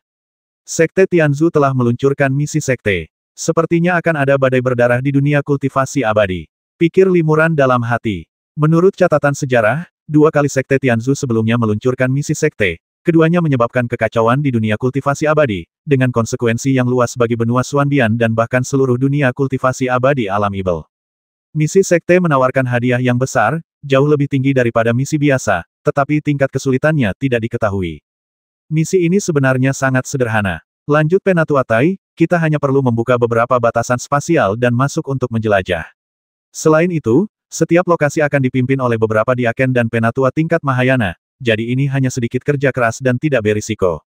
Batasan spasial. Semua orang semakin penasaran, dan seseorang bertanya, batasan spasial macam apa ini yang membutuhkan upaya sebesar itu untuk mendobraknya? Biaya untuk memobilisasi seluruh sekte Tianzu jelas tidak murah. Imbalan yang diberikan kepada para biksu sekte Tianzu saja sudah sangat besar, sehingga batasan yang perlu dibuka pasti luar biasa. Tetua Tai berkata, kalian para Taois akan tahu kapan waktunya tiba. Klien telah menginstruksikan kami untuk merahasiakan masalah ini. Hanya sekte kami yang dapat memobilisasi sejumlah besar kultivator tingkat tinggi dalam waktu singkat dan merahasiakan berita ini. Limuran mengerutkan kening. Sudah puluhan tahun sejak ia datang ke benua Xuanbian dan berpisah dari Peri Qianhuan. Kekuatannya telah pulih dan kultivasinya sedikit meningkat. Ia tidak ingin tinggal di Sekte Tianzu dan terus mengabdi pada Sekte Tianzu. Ia hanya ingin menemukan cara untuk kembali ke benua Huangjiao. Awalnya, ia ingin memanfaatkan kekuatan Sekte Tianzu dan memanfaatkan kesempatan menjalankan misi tersebut untuk kembali ke benua Huangjiao dengan beberapa formasi bergerak Qian Kun yang sudah jadi. Namun, tiba-tiba, sebuah misi sekte yang belum pernah terlihat selama 1000 tahun tiba-tiba muncul. Sebagai seorang kultivator inti berstatus tinggi di Sekte Tianzu, ia sama sekali tidak bisa menghindarinya, dan hampir terlibat di dalamnya di luar kehendaknya. Limuran mengerutkan kening ketika tiba-tiba mendengar suara Night King teman kecil Li, tolong persiapkan dirimu. Kudengar pembatas ruang yang akan kita buka kali ini adalah tanah jiwa. Tanah Hunling. Limuran tercengang saat mendengarnya. Benar sekali. Ye Yanwang melanjutkan dengan transmisi suara, keterampilan sihir kita, para kultivator, sulit digunakan di tanah kacau yang penuh dengan energi spiritual dan ibel. Sekalipun kita bisa menggunakannya, kekuatan sihir kita akan sangat berkurang. Meskipun temanku sangat kuat, dia harus berhati-hati dan mempersiapkan lebih banyak metode. Jika kau menghadapi lingkungan dengan energi spiritual yang melimpah tetapi energi ibelnya kurang, kau akan memiliki kekuatan untuk melindungi diri sendiri. Terima kasih, Senior Ye, atas pengingatnya. Limuran mengirimkan pesan suara. Raja Yeyan, mengingat ia adalah separuh anggota klan mimpi buruk, mengirimkan pesan suara untuk mengingatkannya.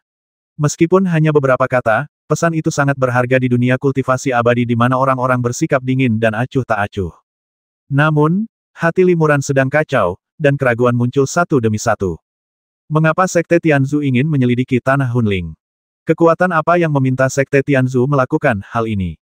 Apa tujuan akhir mereka? Limuran tahu bahwa Sekte Tianzu meluncurkan misi sekte hanya karena ditugaskan, dan orang yang memiliki kemampuan untuk menugaskan masalah ini pastilah merupakan kekuatan super di belakang Sekte Tianzu. Limuran tiba-tiba teringat bahwa sebelum kematian Tuan Pulau Duanmu, ia pernah menyebutkan bahwa ibel besar yang mengancamnya untuk mengetahui keberadaan cermin misterius itu adalah tokoh-tokoh penting di benua Xuanbian. Setan-setan besar itulah yang mengendalikan kekuatan super itu. Mungkinkah misi Sekte Tianzu kali ini sebenarnya diarahkan secara diam-diam oleh mereka?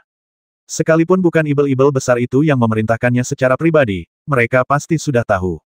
Kejadian sebesar itu terjadi di benua Xuanbian, bagaimana mungkin ibel-ibel besar ini, sebagai penguasa suatu tempat, tidak tahu?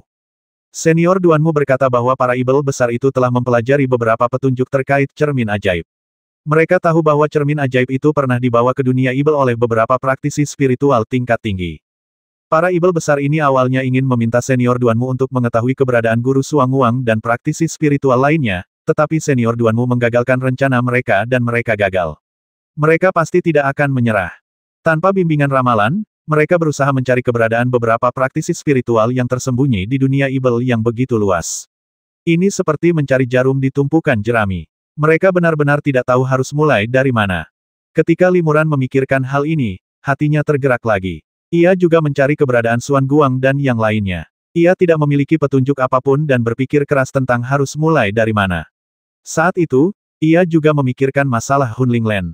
Memang, Xuan Guang dan yang lainnya semuanya adalah kultivator spiritual. Mereka belum pernah mempraktikkan teknik sihir alam ibel. Selama bertahun-tahun, jika mereka tidak ingin teknik mereka mandek, mereka pasti akan menemukan tempat yang memiliki energi spiritual untuk bersembunyi. Dan di alam ibel, satu-satunya tempat yang memiliki energi spiritual adalah Tanah Hunling. Hunling Land adalah ruang khusus yang terbentuk oleh terowongan spasial yang menghubungkan alam roh dan alam ibel ketika penghalang di antara keduanya berada pada titik terlemahnya. Seiring meningkatnya penghalang antara alam roh dan alam ibel, sebagian besar terowongan spasial yang menghubungkan kedua alam tersebut menghilang. Namun, beberapa terowongan spasial, secara kebetulan, masih tersisa, membentuk ruang tertutup khusus yang dikenal sebagai Hunling Land. Di dunia spiritual, ada juga tempat serupa, yang disebut Tanah Ibel. Sekte Tianzu menerima perintah tersebut dan mengerahkan seluruh anggotanya untuk membuka segel spasial Tanah Hunling dan masuk untuk menyelidiki. Mungkinkah ini juga rencana para ibel besar itu? Mungkinkah tujuan sebenarnya mereka juga untuk menemukan keberadaan Xuan Guang dan yang lainnya? Memikirkan hal ini, hati Limuran bergetar, dan dia segera menjalankan misi sekte ini dengan serius. Jika ibel-ibel besar itu menemukan Xuan Guang dan yang lainnya terlebih dahulu, Limuran dan Perikian Huan tidak akan bisa lagi mengetahui keberadaan cermin ajaib itu dan tidak akan bisa menyelesaikan tugas yang diberikan oleh utusan peri. Saat itu tiba, aku khawatir nyawa mereka berdua akan terancam. Kita tidak boleh membiarkan mereka mendahului kita. Aku harus berpartisipasi dalam misi sekte ini. Kata Limuran dalam hati. Identitasnya saat ini sudah tepat untuk membaur dengannya. Jika dia benar-benar menemukan petunjuk, dia bisa mencoba menghubungi Xuan Guang dan yang lainnya terlebih dahulu dan menghindari ibel-ibel besar itu. Adapun biksu sekte Tianzu lainnya, bahkan jika mereka menemukan petunjuk bersama Limuran, mereka pasti tidak akan bisa menebak banyak kebenaran karena mereka tidak tahu detailnya. Bahkan jika mereka segera melaporkannya kepada klien, mereka tidak akan bisa bertindak lebih cepat daripada Limuran. Setelah Penatuatai menjelaskan misi sekte secara singkat, ia berkata dengan lantang, pada prinsipnya, kita semua harus menjalankan misi sekte. Namun, jika ada alasan khusus yang mengharuskan kita melakukannya, kita dapat mengajukan permohonan kepada Dewan Tetua untuk mengundurkan diri. Namun, jika alasannya tidak terlalu serius dan tidak memadai, para tetua tidak akan mempertimbangkannya. Jika kau melarikan diri secara diam-diam, mundur di tengah misi, atau membocorkan informasi kepada orang luar, itu akan dianggap pengkhianatan terhadap sekte. Setinggi apapun peringkatmu dalam daftar, kau akan dihukum oleh sekte dan pertarungan tidak akan berakhir sampai kau mati. Ekspresi semua orang menjadi serius setelah mendengar ini. Pendekatan sekte Tianzu dalam menghadapi para kultivator pengkhianat adalah memburu mereka sampai mati. Sekte Tianzu memiliki lebah pembasmi yang dipenuhi aura setiap kultivator, jadi kemanapun para pengkhianat itu melarikan diri, mereka tidak akan bisa lolos dari kejaran sekte. Justru karena alasan inilah selama beberapa ribu tahun terakhir, hanya segelintir kultivator yang berani mengkhianati sekte Tianzu. Terlebih lagi, tak satu pun dari mereka yang bertahan lebih dari 100 tahun setelah pengkhianatan mereka. Siapa yang ingin berhenti? Tanya Penatuatai dengan keras. Limuran sudah berencana menerima misi ini, jadi ia tetap diam. Para biksu di sekitarnya juga diam, dan tak seorang pun berani menolak. Bagus sekali, kata Penatuatai sambil tersenyum, karena tidak ada yang mengundurkan diri, semua kultivator yang hadir akan berpartisipasi dalam misi sekte ini. Bagi para kultivator yang tidak hadir, saya akan mengunjungi mereka satu persatu secara langsung atau mengirim kultivator lain untuk mengunjungi mereka satu persatu. Mereka yang sengaja menghindari misi akan dihukum berat oleh sekte. Rekan-rekan Taois, mohon bersiap-siap. Kita akan berangkat 7 hari lagi. Setelah Penatuatai memberikan beberapa instruksi, beliau meminta semua orang untuk bubar. Ya, Limuran dan yang lainnya setuju. Beberapa dari mereka langsung bubar, sementara yang lain masih berkumpul, berbisik-bisik dalam kelompok 3 atau 2 orang. Teman muda Tan, silakan tinggal. Limuran tiba-tiba mendengar pesan rahasia Tetua Tai, ada hal lain yang ingin kukatakan padamu. Ya, Limuran mengangguk pelan. Atas instruksi Tetua Tai, ia tidak meninggalkan pavilion Tianzu, melainkan pergi ke aula dalam untuk menemui Tetua Tai. Saya ingin tahu instruksi apa yang dimiliki Penatua Tai. Tanya Limuran sambil membungkuk. Tetua Tai berkata, untuk misi ini, kita membutuhkan banyak jenius yang mahir dalam formasi. Meskipun ada beberapa kultivator yang mahir dalam formasi di sekte kita masih kekurangan tenaga. Jadi, dalam 7 hari ini, kami akan mengundang sekelompok master formasi terkenal dari dunia kultivasi abadi untuk melayani sekte kami. Limuran berkata dengan heran, 7 hari terlalu singkat. Aku khawatir tidak akan mudah untuk mengundang cukup banyak master formasi. Penatuatai tersenyum tipis, tentu saja, cara biasa tidak akan cukup. Tapi sekte kami tidak akan menoleransi keberatan apapun. Sekalipun mereka sedang berada di momen kritis untuk mengembangkan keterampilan mereka, mereka harus berhenti dan melayani sekte kami.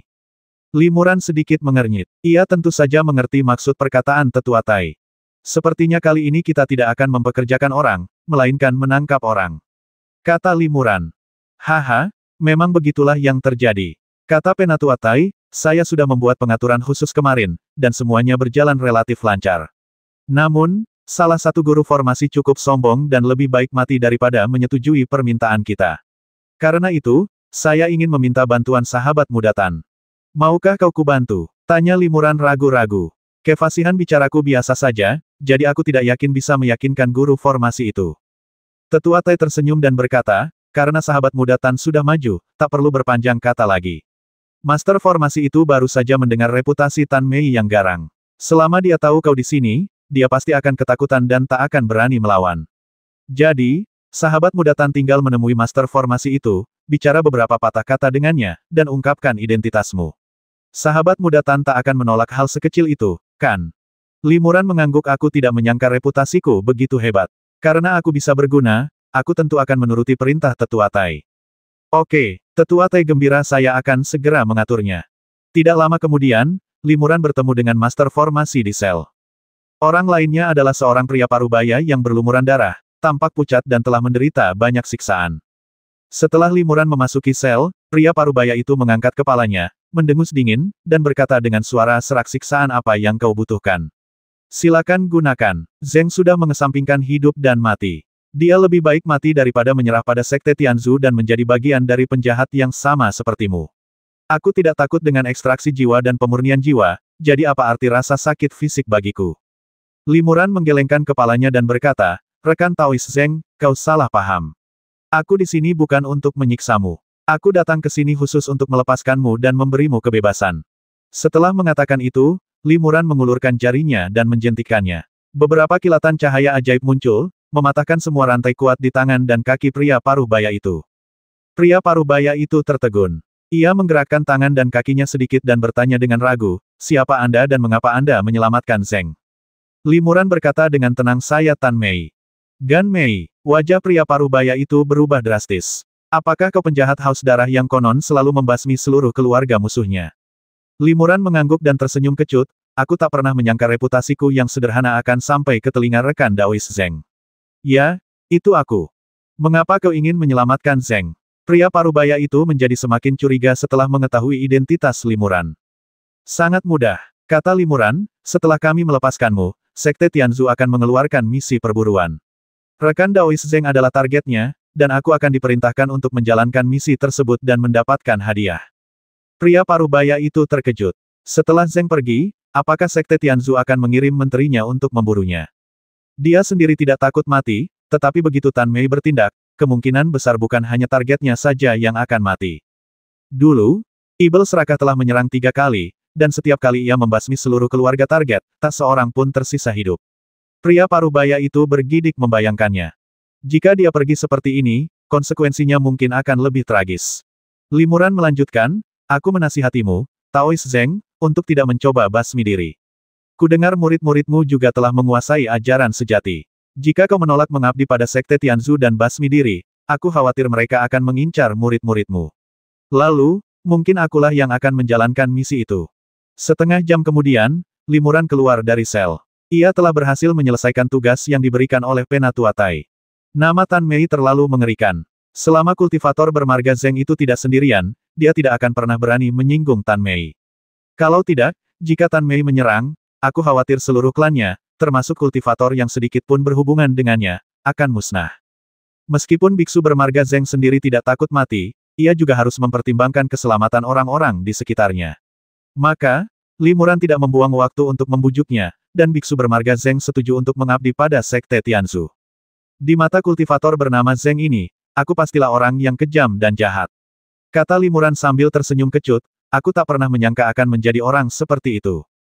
7 hari kemudian, Limuran dan biksu lainnya berkumpul di depan aula utama Paviliun Tianzu, siap berangkat. Semua biksu Sekte Tianzu mengenakan jubah abu-abu dan jubah hitam yang sama, dan hanya warna sabuk di pinggang mereka yang membedakan status mereka. Sabuk milik para kultivator Mahayana semuanya berwarna emas gelap, mereka yang berada di peringkat sebelum 20 mengenakan sabuk perak dengan tepi emas, mereka yang berada di peringkat sebelum 50 mengenakan sabuk perak, mereka yang berada di dalam peringkat ke-100 mengenakan sabuk tembaga merah dengan tepi perak, dan kultivator lainnya mengenakan sabuk abu-abu putih yang paling umum. Identitas orang-orang dapat diketahui sekilas dari pakaian mereka. Saat menjalankan misi, mereka yang berstatus lebih rendah diwajibkan untuk mematuhi perintah dari mereka yang berstatus lebih tinggi. Tidak ada batasan seperti itu di antara para biksu dengan pangkat yang sama. Limuran berada di peringkat ke-16 dalam daftar. Ia juga mengenakan ikat pinggang bertepi emas, dan statusnya hanya berada di bawah para kultivator Mahayana. Semuanya sudah siap, ayo berangkat. Tetua Tai memberi perintah, dan dengan lambaian lengan bajunya, sebuah kapal besi hitam berukuran sekitar 1 kaki terbang keluar.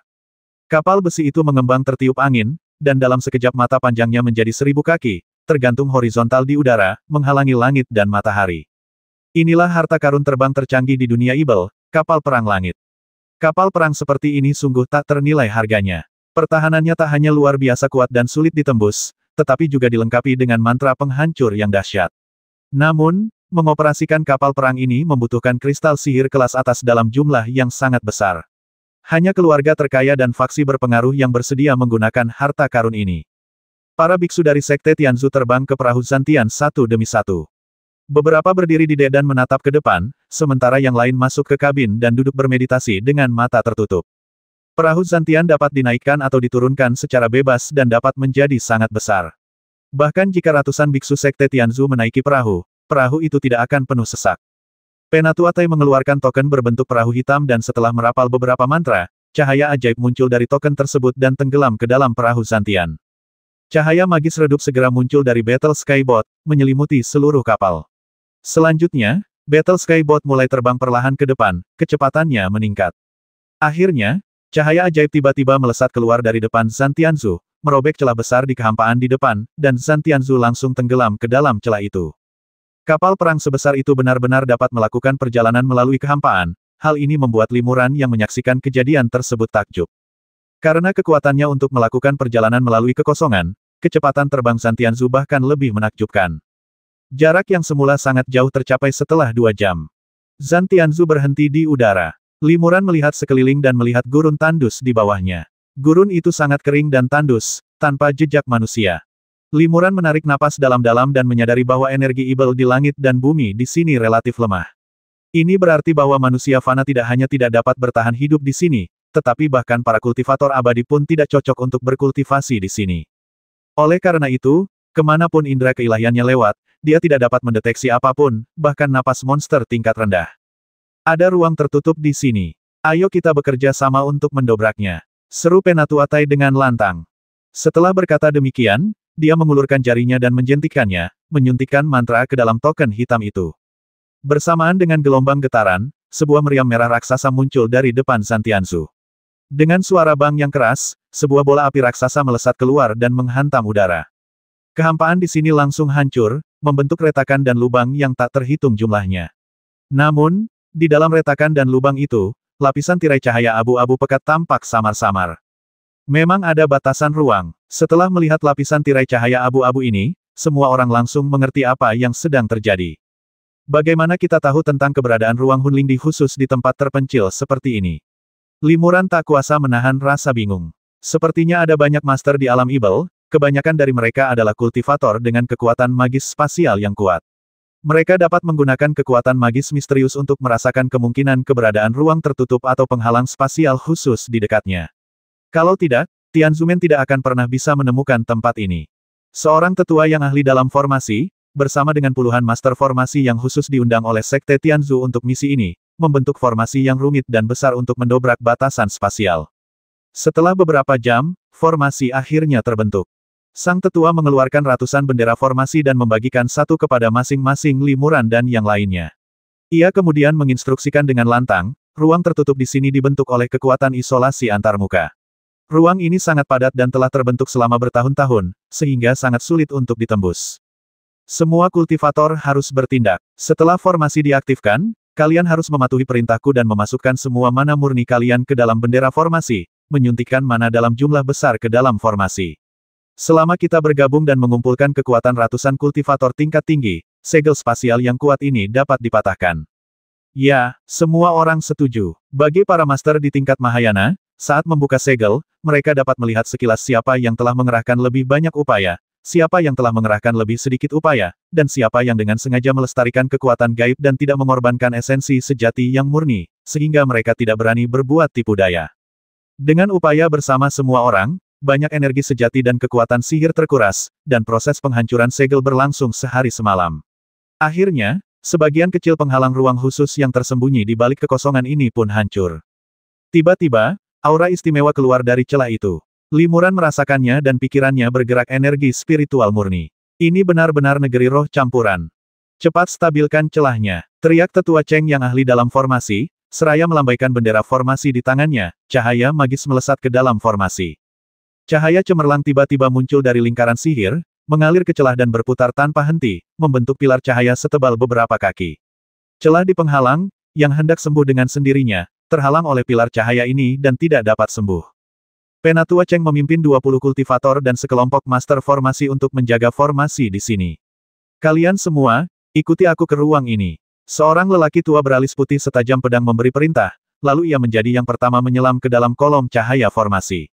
Sesaat kemudian, ia mengikuti kolom cahaya itu ke dalam penghalang. Pria tua beralis putih ini adalah Tetua Tian, yang menempati peringkat pertama dalam daftar. Dia memiliki status tertinggi di sini dan seharusnya menjadi orang yang memberi perintah. Penatua Tai segera menunjuk 20 kultivator tahap tubuh Ibel dan memerintahkan mereka untuk tinggal dan membantu Penatua Cheng, yang bertanggung jawab atas formasi tersebut.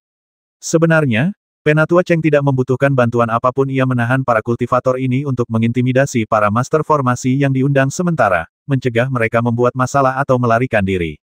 Mungkin karena Tan Mei terkenal buruk dan dapat mengintimidasi para master formasi ini, Limuran juga dimasukkan dalam daftar yang dilaporkan oleh Penatua Tai. Semua orang sangat iri pada Limuran dan 20 kultivator lainnya. Mereka tidak perlu mengambil risiko memasuki ruang penghalang misterius, mereka hanya perlu menunggu di luar dan dapat menyelesaikan misi sekte dengan cara yang sama, mudah dan aman. Saya ingin masuk dan menjelajah untuk memperluas wawasan saya. Bagaimana kalau kita bertukar tempat?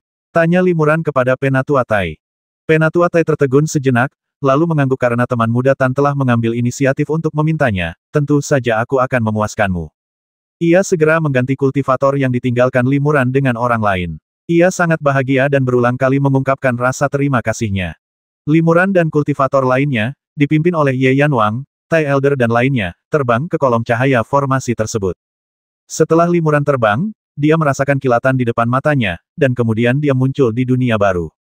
Pegunungan hijau dan perairan jernih di sekitarnya penuh dengan energi spiritual. Bunga-bunga liar berwarna-warni yang tak dikenal bermekaran di mana-mana. Hanya ada sedikit bunga dan tanaman berwarna-warni di dunia Ibel. Pemandangan ini membuat Limuran merasa seolah-olah telah kembali ke dunia spiritual. Tetua Tian telah menghilang. Setelah berdiskusi singkat, Tetua Tai dan beberapa tetua lainnya membagi para kultivator menjadi beberapa tim. Setiap tim dipimpin oleh seorang tetua Mahayana dan mereka menjelajahi berbagai arah. Lebih dari 20 kultivator, termasuk Limuran, terbang ke suatu tempat di bawah kepemimpinan Ye Yanwang. Sepanjang perjalanan, mereka dengan cermat memeriksa setiap tempat yang mereka lewati, setiap helai rumput, setiap pohon, setiap gunung dan setiap batu, dan memeriksanya dengan cermat untuk memastikan tidak ada yang aneh. Ini adalah negeri roh campuran, dengan energi spiritual yang relatif melimpah tetapi energi Ibel yang relatif tipis. Bagi para pembudidaya Ibel lainnya, hal itu agak tidak nyaman, dan mereka bahkan harus memancarkan lapisan cahaya Ibel pelindung untuk mengisolasi energi spiritual di sekitarnya.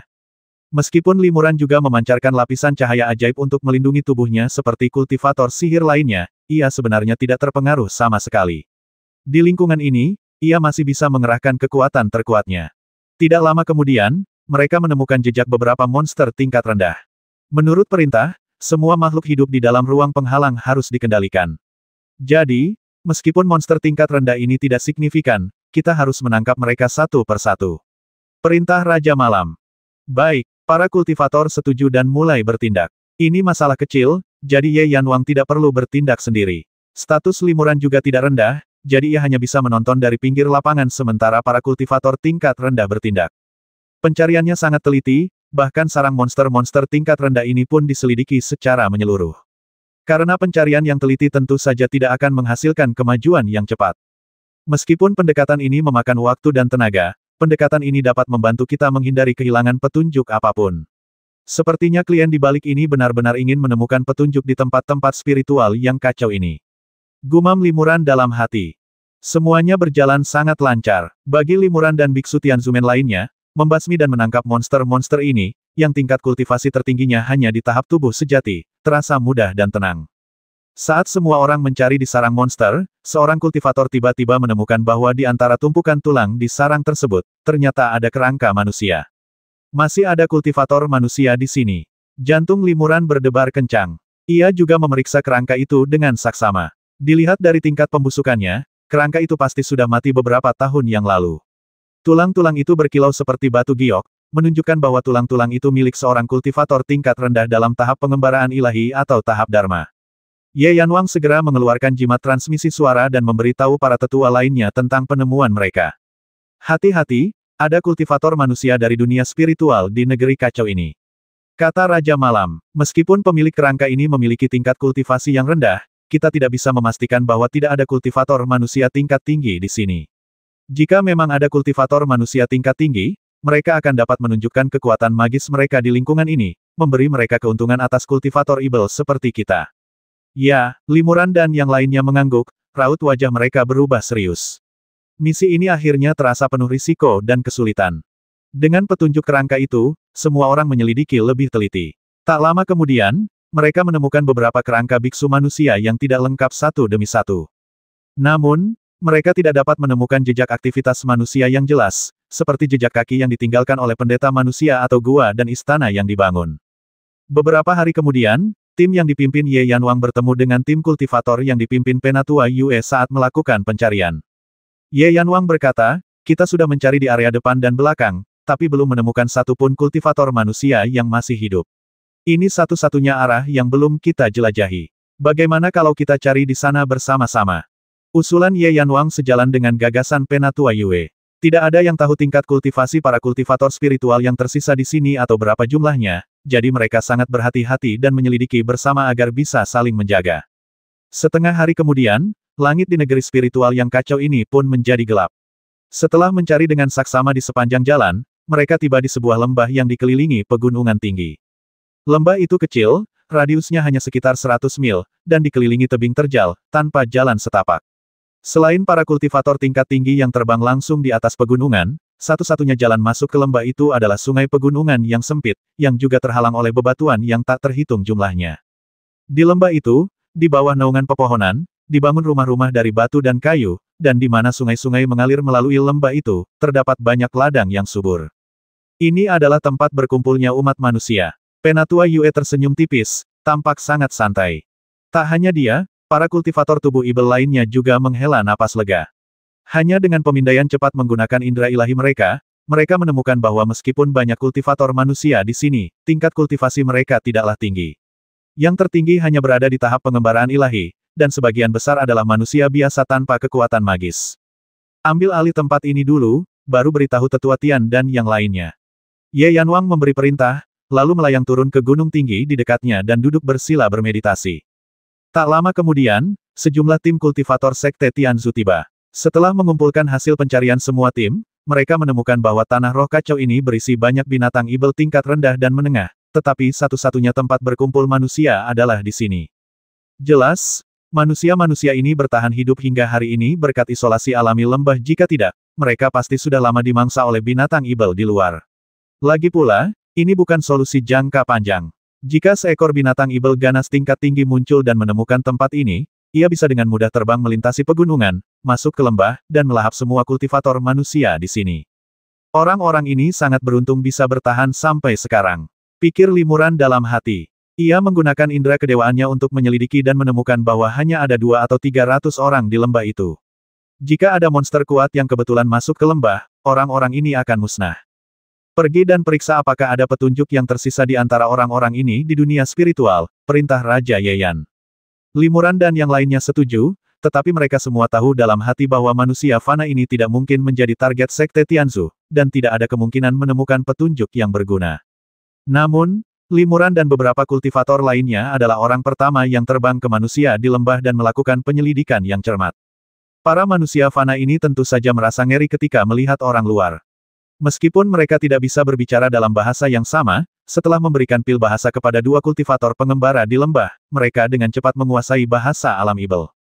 Limuran dan yang lainnya bertanya beberapa kali, dan seperti yang diduga, para kultivator manusia ini sama sekali tidak tahu apa-apa. Mereka hanya tahu bahwa mereka telah tinggal di ruang khusus ini selama beberapa generasi, dan bahwa leluhur mereka telah pindah ke lembah ini untuk menghindari binatang ibel, dan tidak berani keluar. Terkadang, seorang kultivator yang berani, setelah mencapai tahap pengembaraan ilahi, akan keluar dari lembah, tetapi mereka tidak akan pernah kembali. Adapun keterampilan yang mereka latih, itu juga merupakan keterampilan tingkat rendah yang paling dasar di dunia spiritual, tidak ada yang istimewa tentangnya. Limuran mengajukan beberapa pertanyaan dan kemudian dengan hati-hati menjelajahi lembah itu, memastikan bahwa ini hanyalah sudut biasa yang terlupakan dan tidak ada hubungannya dengan Master Xuan Guang dan yang lainnya. Kemudian, hampir semua biksu Sekte Tianzu, termasuk Tetua Tian, berkumpul di sini, karena tidak ditemukan apapun di tempat lain.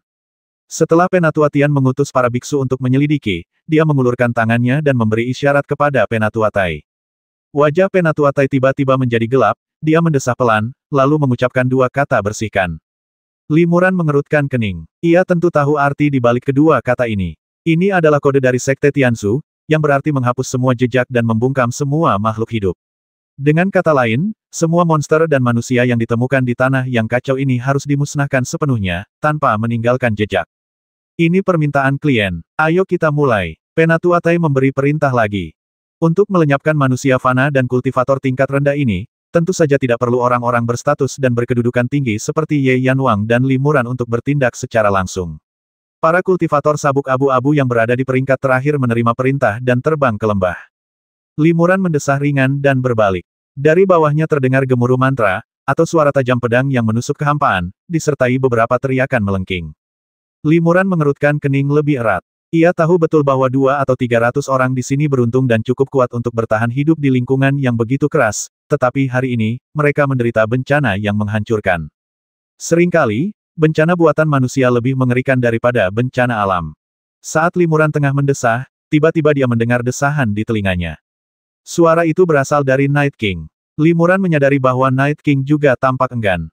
Namun, bahkan seorang kultivator Mahayana seperti Ye Yanwang pun tak berdaya mengubah apapun. Mereka semua hanyalah penonton dari pembantaian brutal ini. Sesaat kemudian, umat manusia di sini benar-benar musnah. Setelah Tetua Tian memberi perintah, semua orang meninggalkan tempat itu dan meninggalkan tanah spiritual yang kacau ini melalui lorong yang disediakan oleh formasi. Setelah itu, Tetua Cheng dan yang lainnya menyingkirkan lingkaran sihir itu, dan tak lama kemudian dunia berangsur-angsur kembali normal. Segalanya berlalu bagai awan yang berlalu. Kecuali para biksu dari Sekte Tianzu yang mengalaminya sendiri, tak seorang pun tahu apa yang terjadi.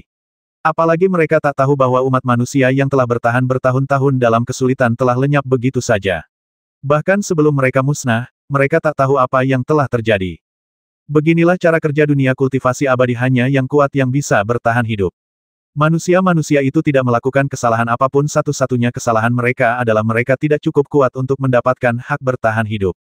Misi Sekte Tianzu tidak berakhir di sana. Tanah tersegel yang dihuni roh-roh kacau ini hanyalah salah satu dari sekian banyak ruang tersegel yang perlu mereka jelajahi.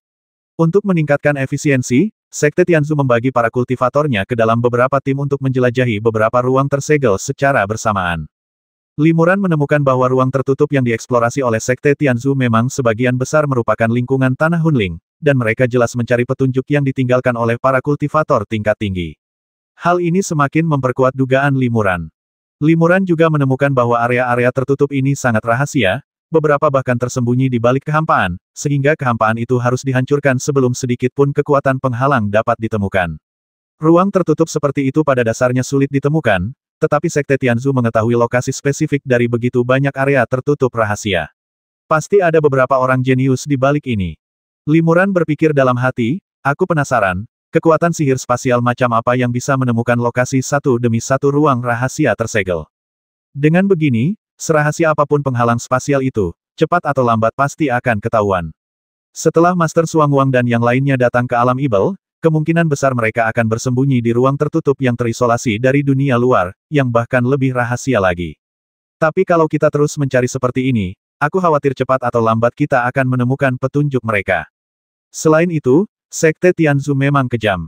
Setelah menggeledah setiap ruang tertutup, meskipun tidak menemukan petunjuk yang relevan, mereka tetap akan mengeluarkan perintah untuk membersihkannya, dan membasmi semua kultivator dan monster di dalamnya tanpa membocorkan informasi apapun. Oleh karena itu, meskipun masalah ini dilakukan dengan meriah, tidak ada satupun rumor yang menyebar di dunia kultivasi abadi. Ini mungkin karena klien bersedia membayar sejumlah besar uang untuk meminta Sekte Tianzu mengambil tindakan. Li Muran dan biksu Tianzumen lainnya menjelajahi 4 ruang tertutup secara berurutan, 3 di antaranya merupakan negeri roh campuran, dan di masing-masing dari keempat ruang tersebut, terdapat beberapa biksu manusia yang tersisa. Para kultivator manusia ini secara tidak sengaja terjebak di ruang khusus akibat perubahan ruang antara langit dan bumi. Terisolasi dari dunia luar oleh bencana alam, kelangsungan hidup mereka merupakan pencapaian yang langka. Namun, setelah bertemu dengan para kultivator Sekte Tianzu, nasib mereka pun berakhir. Kali ini, Sekte Tianzu kembali mengeluarkan perintah untuk melenyapkan Li Muran. Status Li Muran hanya kalah dari seorang kultivator Mahayana, jadi masih belum perlu mengambil tindakan. Ia tidak berbalik, melainkan menyaksikan dengan mata kepalanya sendiri ratusan korban selamat dibasmi oleh para biksu Sekte Tianzu. Ia tetap tenang saat sesama manusia mati di depan matanya, bersikap seolah-olah tidak terjadi apa-apa. Ternyata aku jadi mati rasa. Li Muran mendesah dalam hatinya. Jika Li Muran baru saja memasuki dunia kultivasi abadi, jika dia masih pemuda yang berapi-api, dia mungkin tidak akan mampu menekan simpati yang menggelikan bagi yang lemah di hatinya, dan bangkit melindungi para penyintas ini, atau setidaknya bersuara lantang dan berjuang demi secercah harapan bagi mereka. Akan tetapi, Limuran kini hanya menyaksikan semua itu dengan dingin, tanpa menoleh atau menghindarinya secara sengaja. Ia tahu betul bahwa bagaimanapun ia berbicara atau bertindak, ia tak dapat mengubah nasib orang-orang ini. Di hadapan misi besar Sekte Tianzu, ia hanyalah sosok yang tak berarti. Tao itu kejam. Seperti dugaanku, semakin tinggi tingkat kultivasimu, semakin kejam pula jadinya. Saat ini, aku hanya bisa digambarkan mati rasa. Mungkin setelah berlatih selama beberapa ribu tahun lagi, aku akan menjadi semakin kejam dan mati rasa. Gumam Limuran dalam hatinya. Dia mendapati Night King yang tak jauh darinya masih duduk dengan mata terpejam, seakan-akan dia tak terlibat. Selama operasi-operasi ini, Limuran selalu berada dalam tim yang dipimpin oleh Night King, karena para kultivator dari setiap tim dipilih secara pribadi oleh kultivator Mahayana terkemuka, dan Night King selalu memilih Limuran. Limuran tentu saja tidak akan menolak kebaikan pihak lain. Setelah penyelidikan selesai, setelah hanya 1 hari istirahat, Ye Yanwang menerima pesan lain dari sekte tersebut dan segera membawa Limuran dan yang lainnya ke tempat tersegel berikutnya. Setelah tiba di tempat tujuan, Limuran dan yang lainnya mendapati bahwa sudah ada cukup banyak kultivator sekte Tianzu di sana. Terlebih lagi, Penatua Tian, yang menempati peringkat pertama dalam daftar, juga ada di sana. Para biksu sekte Tianzu ini mencoba menghancurkan kekuatan penghalang yang menyegel ruang di sini, tetapi mereka tidak memiliki cukup tenaga untuk berhasil, jadi mereka memanggil Ye Yanwang dan biksu lainnya untuk datang membantu. Semakin banyak biksu sekte Tianzu datang satu demi satu, dan tak lama kemudian ada ratusan biksu sekte Tianzu berkumpul di sini, dan Tetua Cheng juga datang ke sini bersama beberapa master formasi. Ruang tertutup di setiap tempat berbeda-beda, dan kekuatan penghalangnya pun bervariasi. Kekuatan penghalang di tempat ini terlalu kuat, sehingga perlu dimobilisasi lebih banyak tenaga kerja. Dengan bantuan Tetua Cheng dan yang lainnya, semua orang mengandalkan kekuatan formasi dan menghabiskan sepanjang hari untuk akhirnya bekerja sama untuk menghancurkan kekuatan penghalang yang menyegel ruang di sini. Setelah masuk, Limuran menemukan bahwa meskipun tempat ini juga merupakan tanah spiritual campuran, energi ibelnya lebih melimpah dan energi spiritualnya relatif lebih sedikit. Secara keseluruhan, lingkungan ini tidak terlalu berdampak pada para kultivator ibel. Semua kultivator sekte Tianzu sangat gembira dengan hal ini. Di lingkungan spiritual itu, para kultivator ibel ini merasa sangat tidak nyaman, bagaikan ikan yang meninggalkan sungai. Namun, lingkungan saat ini bagaikan ikan yang berganti kolam, dan mereka akan mampu beradaptasi dengan cepat. Semua orang mencari dengan hati-hati di tanah spiritual yang kacau ini dan akhirnya menemukan ratusan manusia. Terlebih lagi, semua manusia ini berbicara dalam bahasa dunia ibel, yang sedikit kuno, tetapi pada dasarnya mereka dapat berkomunikasi tanpa masalah. Setelah penyelidikan singkat, mereka mengetahui bahwa orang-orang ini awalnya adalah keturunan ras manusia di alam ibel. Namun, bertahun-tahun yang lalu, ketika kekuatan antarmuka antara dunia roh dan ibel berubah, mereka secara tidak sengaja tersedot ke dalam terowongan ruang angkasa dan kemudian disegel di ruang independen ini. Lagi pula, orang-orang ini semuanya manusia biasa, tanpa kekuatan magis apapun, dan tidak tahu apa-apa tentang para kultivator abadi. Mereka telah tinggal di ruang tertutup ini selama beberapa generasi, dan mereka berpikir bahwa dunia ini hanya sebesar ini. Setelah penyelidikan yang cermat, tentu saja tidak ada petunjuk yang relevan. Keturunan fana dari dunia ibel ini tidak mungkin terhubung dengan Suan Guang dan yang lainnya. Setelah tidak mendapat petunjuk menarik, Penatua Tian melambaikan tangannya dan berbalik untuk pergi. Semua orang mengerti maksudnya. Instruksi selanjutnya adalah jelas. Seorang sesepuh di tahap awal Mahayana, dengan nama Sandi Ibel Api Merah, mengeluarkan perintah pemusnahan kepada para biksunya. Seketika, seorang pendeta dari Sekte Tianzu mengeluarkan pedang ajaibnya dan membasmi seorang manusia yang berbicara di sebelahnya dengan satu pukulan. Para manusia fana ini tidak tahu apa-apa tentang para kultivator abadi, jadi mereka tidak tahu bagaimana caranya merasa takut. Mereka memandang alien ini dengan rasa ingin tahu, tetapi tiba-tiba keadaan berubah. Alien-alien ini mulai membasmi mereka, dan puluhan manusia fana tewas seketika. Limuran mengerutkan kening dan menyaksikan pemandangan itu tanpa bergerak. Setiap kali seseorang terbasmi, para biksu dari Sekte Tianzu akan dengan santai melepaskan seberkas api ajaib untuk membakar abis tubuhnya tanpa meninggalkan jejak. Inilah yang disebut pembersihan. Seorang pemuda dari Sekte Tianzu, memegang senjata ajaib, memanipulasi pedang ajaib dan membasmi 7 atau 8 manusia dalam satu tarikan napas. Namun, ketika ia melihat seorang anak muncul di bawah pedangnya, ia tak kuasa menahan keraguan sejenak. Anak-anak ini masih terlalu kecil, baru berusia 7 atau 8 tahun. Ia tampak ketakutan. Meskipun pisau ajaib itu tergantung di atas kepalanya, ia hanya menangis dan memejamkan mata ketakutan, tetapi tidak berbalik dan melarikan diri. Anak itu tiba-tiba membuka matanya dan memohon kepada pemuda dari Sekte Tianzu, "Paman, bisakah paman tidak membakar tubuhku? Aku khawatir orang tuaku tidak akan bisa menemukanku nanti." Pemuda dari Sekte Tianzu tertegun, bingung harus menjawab apa. Wajah polos anak itu, dengan mata penuh permohonan, membuatnya agak enggan menyerang. Limuran pun terharu saat melihat pemandangan ini. Pikirannya yang sudah mati rasa dan dingin sebagai seorang kultivator tingkat tinggi sedikit tersentuh. Cukup, Raja Malam, yang sedang bermeditasi dengan mata terpejam di kejauhan, tiba-tiba berbicara dan membuka matanya. Ye Yanwang berkata kepada para tetua lainnya, para manusia fana ini juga keturunan ras manusia di alam ibel. Sebenarnya, mereka berasal dari ras yang sama dengan kita. Mereka sama sekali tidak ahli dalam sihir, dan kekuatan segel di sini sangat kuat. Setelah kita pergi, kita bisa menjebak mereka di sini dan tidak akan ada berita yang bocor. Mengapa harus membasmi mereka semua? Penatua Tai mendesah pelan dan berkata, kita tidak punya pilihan. Ini misi sekte dan permintaan klien. Kita tidak punya pilihan selain melakukannya. Ini semua karena kematian-kematian malang ini. Ibel tua api merah tertawa terbahak-bahak dan berkata, sudah lama ku dengar Taois Ye punya 3 aturan larangan membasmi, dilarang membasmi perempuan, dilarang membasmi anak di bawah umur, dan dilarang membasmi orang sesuku. Anak ini jelas termasuk dalam 3 aturan larangan membasmi Taois Ye. Namun, kali ini, rekan Daois Ye tidak perlu bertindak sendiri. Rekan Daois, kau hanya perlu menonton dari pinggir lapangan. Serahkan saja pembasmiannya padaku. Aku tidak pilih-pilih. Siapapun yang kuhadapi, aku tidak akan menunjukkan belas kasihan. Setelah setan api merah selesai berbicara, dia mengulurkan jarinya dan menjentikkannya, lalu api merah tua seukuran kacang perlahan terbang ke arah anak itu. Limuran mendesah dalam hati, Ibel tua Chihuo adalah seorang guru Mahayana yang mahir dalam kekuatan magis yang bersumber dari api. Api yang ia pancarkan mustahil untuk dilawan, apalagi seorang anak manusia biasa. Bahkan seorang kultivator di tahap tubuh sejati pun tak akan mampu melawan dan pasti akan terbakar abis. Banyak biksu sekte Tianzu menunjukkan ekspresi kasihan. Meskipun sebagai biksu tingkat tinggi, kebanyakan dari mereka berhati keras dan tidak berperasaan, tetapi ketika berhadapan dengan anak manusia yang tidak berdaya melawan ini, banyak dari mereka, seperti Limuran, tersentuh hatinya. Ibel tua api merah tampaknya sengaja melakukannya. Api berkobar sangat lambat. Meskipun anak fana itu tak dapat menghindar tepat waktu, para biksu di sekitarnya punya peluang bagus untuk mencegat atau mengusirnya.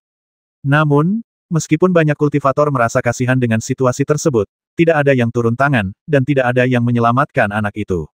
Hal yang sama berlaku untuk Limuran. Sebaliknya, orang-orang di sekitar anak itu tidak melarikan diri sendiri saat itu. Salah satu dari mereka mencoba menghalangi api dengan sepotong kulit binatang, sementara yang lain menarik anak itu untuk bersembunyi di balik batu besar. Tentu saja, perlawanan ini sia-sia. Api dengan mudah membakar kulit binatang itu dan melelehkan batu besar itu menjadi magma, lalu perlahan-lahan terbang menuju anak itu. Manusia itu ketakutan dan lari membawa anak itu, tetapi api mengejarnya dengan ketat. Dengan kekuatan magis setan api merah, mudah baginya untuk membasmi manusia fana ini, tetapi dia tampaknya menikmati kesenangan ini dan sengaja memperlambat kecepatan api agar tidak membakar anak itu untuk waktu yang lama. Sebaliknya, manusia-manusia yang berniat menyelamatkan anak-anak itu justru tersentuh api satu demi satu, lalu dalam sekejap mata seluruh tubuh mereka terbakar, dan berubah menjadi gumpalan asap hijau. Beberapa manusia melarikan diri dengan panik, tetapi semuanya dibasmi satu persatu oleh para biksu sekte Tianzu di sekitarnya. Dari manusia yang tersisa, beberapa memohon belas kasihan, sementara yang lain menyerah dan menunggu kematian.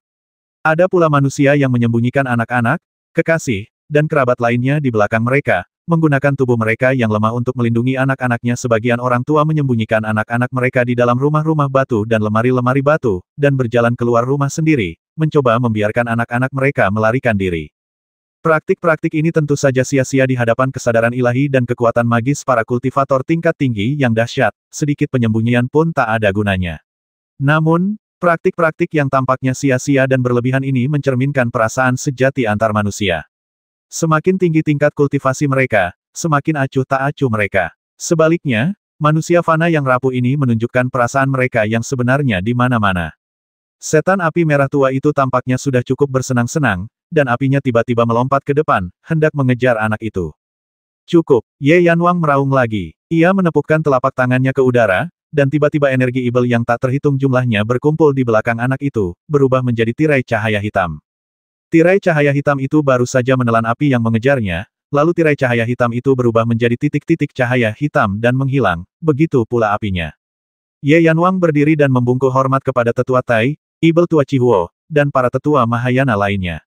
Ia berkata dengan rendah hati, membasmi atau tidak membasmi manusia fana ini tidak ada bedanya bagi dunia kultivasi abadi. Ye, saya mohon kepada rekan Daois Chihuo dan yang lainnya untuk menunjukkan belas kasihan dan mengampuni nyawa mereka. Baiklah, tetua Tai mengerutkan kening, tampak malu baiklah, karena memang.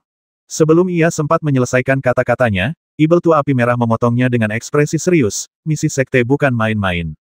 Sekte Tianzu selalu menepati janji. Karena kita sudah berjanji pada klien, kita harus menepatinya. Kalau tidak, kalau klien terus-terusan mempermasalahkan hal ini, aku khawatir kita juga akan terlibat. Kau dan aku sama-sama tahu siapa kliennya. Apa kita benar-benar ingin menyinggung guru seperti itu demi nyawa beberapa manusia? Begitu kata-kata ini diucapkan, para biksu yang awalnya ragu-ragu atau goyah karena kebaikan hati Raja Ye Yan, mau tidak mau tetap pada pendekatan awal mereka. Ye Yanwang berkata, Taois Chihuo saat ini berada di peringkat ke-8 dalam daftar peringkat. Jika Taois Chihuo bersedia berbaik hati kepadaku, aku bersedia merelakan posisi ketigaku dan bertukar tempat denganmu. Peringkat bursa, si tua Ibel Chihuo tak kuasa menahan rasa lega, dan secercah kegembiraan langsung terpancar di matanya. Tak hanya dia, para kultivator lain pun terkejut mendengar hal ini. Setelah peringkat Sekte Tianzu ditetapkan, umumnya peringkat tersebut tidak akan berubah selama 100 tahun. Namun, jika seorang kultivator meninggal, beberapa perubahan kecil akan dilakukan. Salah satu aturan memungkinkan para kultivator dengan selisih peringkat yang relatif tipis untuk mencapai kesepakatan dan bertukar peringkat melalui latihan tanding atau perdagangan. Tentu saja, pertukaran semacam itu membutuhkan persetujuan bersama, tidak ada pihak yang bisa memaksanya. Karena Raja Malam Yama telah menyetujui pertukaran tersebut, hal itu merupakan anugerah bagi Ibel Api Merah. Penatua Tai terkejut ketika mendengar ini. Taois Ye, tolong pikirkan baik-baik. Ada kesenjangan besar antara peringkat ketiga dan ke-8. Apakah pantas bagi Taois Ye untuk melakukan ini? Berharga atau tidak, Ye tahu itu di dalam hatinya. Kata Ye Yanwang, setelah Ye berbicara, aku tidak akan menariknya kembali. Rekan Daois Chihuo, apakah kau setuju? Ibel tua api merah merenung sejenak, lalu mengangguk baiklah, karena rekan Daois Ye telah membicarakan hal ini secara pribadi, dan tetua Tai serta yang lainnya telah bersaksi, maka aku setuju. Penatua Tai mendesah pelan dan berkata, baiklah, mari kita akhiri masalah ini di sini. Ayo kita tinggalkan tempat ini. Setelah mengatakan itu, tetua Tai adalah orang pertama yang pergi. Tak lama kemudian, Ibel tua Chihuo juga pergi bersama sekelompok kultivator. Ye Yanwang menunggu semua orang dari Tianzumen pergi satu demi satu, dan akhirnya membawa Limuran dan yang lainnya pergi dari tempat manusia berkumpul. Saat para biksu sekte Tianzu meninggalkan ruang tertutup, malam telah tiba. Tetua Cheng dan yang lainnya mulai membongkar formasi secara bertahap dan memulihkan kekuatan penghalang spasial. Para biksu lainnya menunggu di dekatnya. Di tengah kegelapan malam, Raja Malam berdiri sendirian di puncak tebing. Kegelapan malam menyelimuti tubuhnya. Meskipun ia tidak menguasai seni bela diri apapun, ia secara alami menyatu dengan malam. Bakat semacam ini hanya dimiliki oleh para biksu mimpi buruk tingkat tinggi dan tak tertandingi oleh ras lain. Ketika Limuran melihat pemandangan ini, dia juga diam-diam mengaguminya. Ia terbang mendekati Raja Ye Yan dan berkata kepadanya, Senior Ye, kudengar kau telah berjuang keras untuk mencapai posisi ketiga dalam daftar peringkat. Apakah pantas kau menyerah begitu saja sekarang? Tentu saja tidak sepadan. Ye Yanwang tersenyum tipis dan menoleh ke arah Limuran, tapi, aku tidak menyesalinya. Kalau sampai terulang lagi, aku akan melakukan hal yang sama. Mengapa demikian? Tanya Limuran penasaran. Mendengar pertanyaan Limuran, Ye Yanwang menghela napas pelan dan terdiam cukup lama. Limuran tidak berani bertanya lagi. Kemudian, Raja Malam angkat bicara, berkata dengan santai, ceritanya panjang. Saat pertama kali menguasai kemampuanku, aku diam-diam meninggalkan klan mimpi buruk dan berkelana ke dunia kultivasi abadi, mencari balas dendam. Setelah beberapa lama berkelana di dunia kultivasi abadi, tentu saja aku punya beberapa musuh. Kemudian, salah satu musuhku memanfaatkan kehadiranku dan membasmi istriku, yang tingkat kultivasinya tidak tinggi, dan anakku yang masih di bawah umur. Pada titik ini, ekspresi kepedihan yang tak terlukiskan muncul di wajah Ye Yanwang. Meskipun peristiwa masa lalu itu telah berlalu ribuan tahun, setiap kali ingatan itu muncul, Ye Yanwang akan merasa tertusuk pisau tajam. Sejak saat itu, kepribadian Ye berubah drastis. Dia membasmi orang di mana-mana hanya untuk mencari tahu keberadaan musuhnya. Akhirnya, dengan bantuan Sekte Tianzu, Ye Mou menemukan musuhnya dan membasmi ke-9 generasi klannya untuk melampiaskan kebenciannya. Jadi, Ye Mou bergabung dengan Sekte Tianzu dan menjadi seorang pembasmi. Alasan Ye Mou menetapkan 3 aturan larangan membasmi adalah karena ia tidak ingin tragedi yang sama terulang. Jadi, Ye Mou tidak membasmi kultivator perempuan, tidak membasmi anak di bawah umur, dan untuk tidak membasmi orang dari klan yang sama, itu adalah aturan klan mimpi buruk. Meskipun Ye Mou telah meninggalkan klan mimpi buruk, ia tetap mematuhi aturan ini. Setelah mengucapkan kata-kata itu, Ye Yanwang tiba-tiba tertawa getir dan bertanya pada Limuran, tahukah kamu mengapa Ye harus menyelamatkan anak fana itu? Limuran menggelengkan kepalanya. Inilah yang membuatnya bingung. Ye Yanwang menghela napas, anakku seusia ini sebelum dibasmi. Dia suka bermain petak umpet dengan ibunya. Tapi ketika aku ingin menggunakan teknik bersembunyi malam untuk membantunya bersembunyi, dia menolak. Dia bilang dia tidak bisa bersembunyi dengan baik karena takut ibunya tidak akan bisa menemukannya. Pikiran anak-anak masih berbeda dengan orang dewasa. Aku tak pernah menyangka anak fana akan mengatakan hal serupa sebelum meninggal. Setelah mengatakan hal itu, Sang Raja Malam tetap terdiam cukup lama. Tiba-tiba, Night King memecah keheningan, katanya Dao itu kejam. Teman kecil Li, kenapa kau berlatih begitu keras? Tentu saja untuk mencari keabadian dan hidup selama-lamanya di dunia. Jawab Limuran tanpa ragu. Raja Yeyan tersenyum tipis, mengulurkan tangannya di udara dan meraih sepotong batu di tangannya. Lihatlah batu ini. Ia tanpa emosi, namun memiliki kehidupan abadi. Ia terletak di sini dengan tenang, tak tersentuh selama miliaran tahun, setua langit dan bumi. Raja Malam Yama bertanya, jika Dao Agung benar-benar tak berperasaan, maka setelah menjadi abadi, seseorang akan menjadi sangat dingin dan acuh tak acuh. Bahkan jika seseorang mencapai keabadian, apa bedanya mereka dengan batu? Hati Limuran tergerak dan ia menggelengkan kepalanya. Meskipun ia mengabdikan diri pada Tao, ia tidak ingin berakhir berkultivasi menjadi batu dingin. Night King melanjutkan, begini, semakin tanpa emosi sesuatu, semakin lama ia ada. Batu bisa bertahan miliaran tahun, dan pohon purba bisa hidup puluhan ribu tahun. Manusia, di sisi lain, memiliki umur yang sangat pendek. Tapi jika kau diberi kesempatan untuk memilih, kau lebih suka menjadi batu atau pohon daripada menjadi manusia. Bagi para kultivator seperti kita, semakin tinggi kultivasi kita, semakin tenang pikiran kita, dan semakin acuh tak acuh serta mati rasa kita terhadap dunia. Namun, saya berpikir, jika kita menjadi dewa sejati, dan sepenuhnya meninggalkan semua orang dan hubungan yang pernah kita sayangi, dan menjadi benar-benar bebas dari hasrat, lalu apa bedanya kita dengan sebongkah batu atau sebatang pohon? Saya khawatir saat itu, kita bukan lagi diri kita sendiri, melainkan hanya mayat berjalan dengan kekuatan magis yang luar biasa. 1070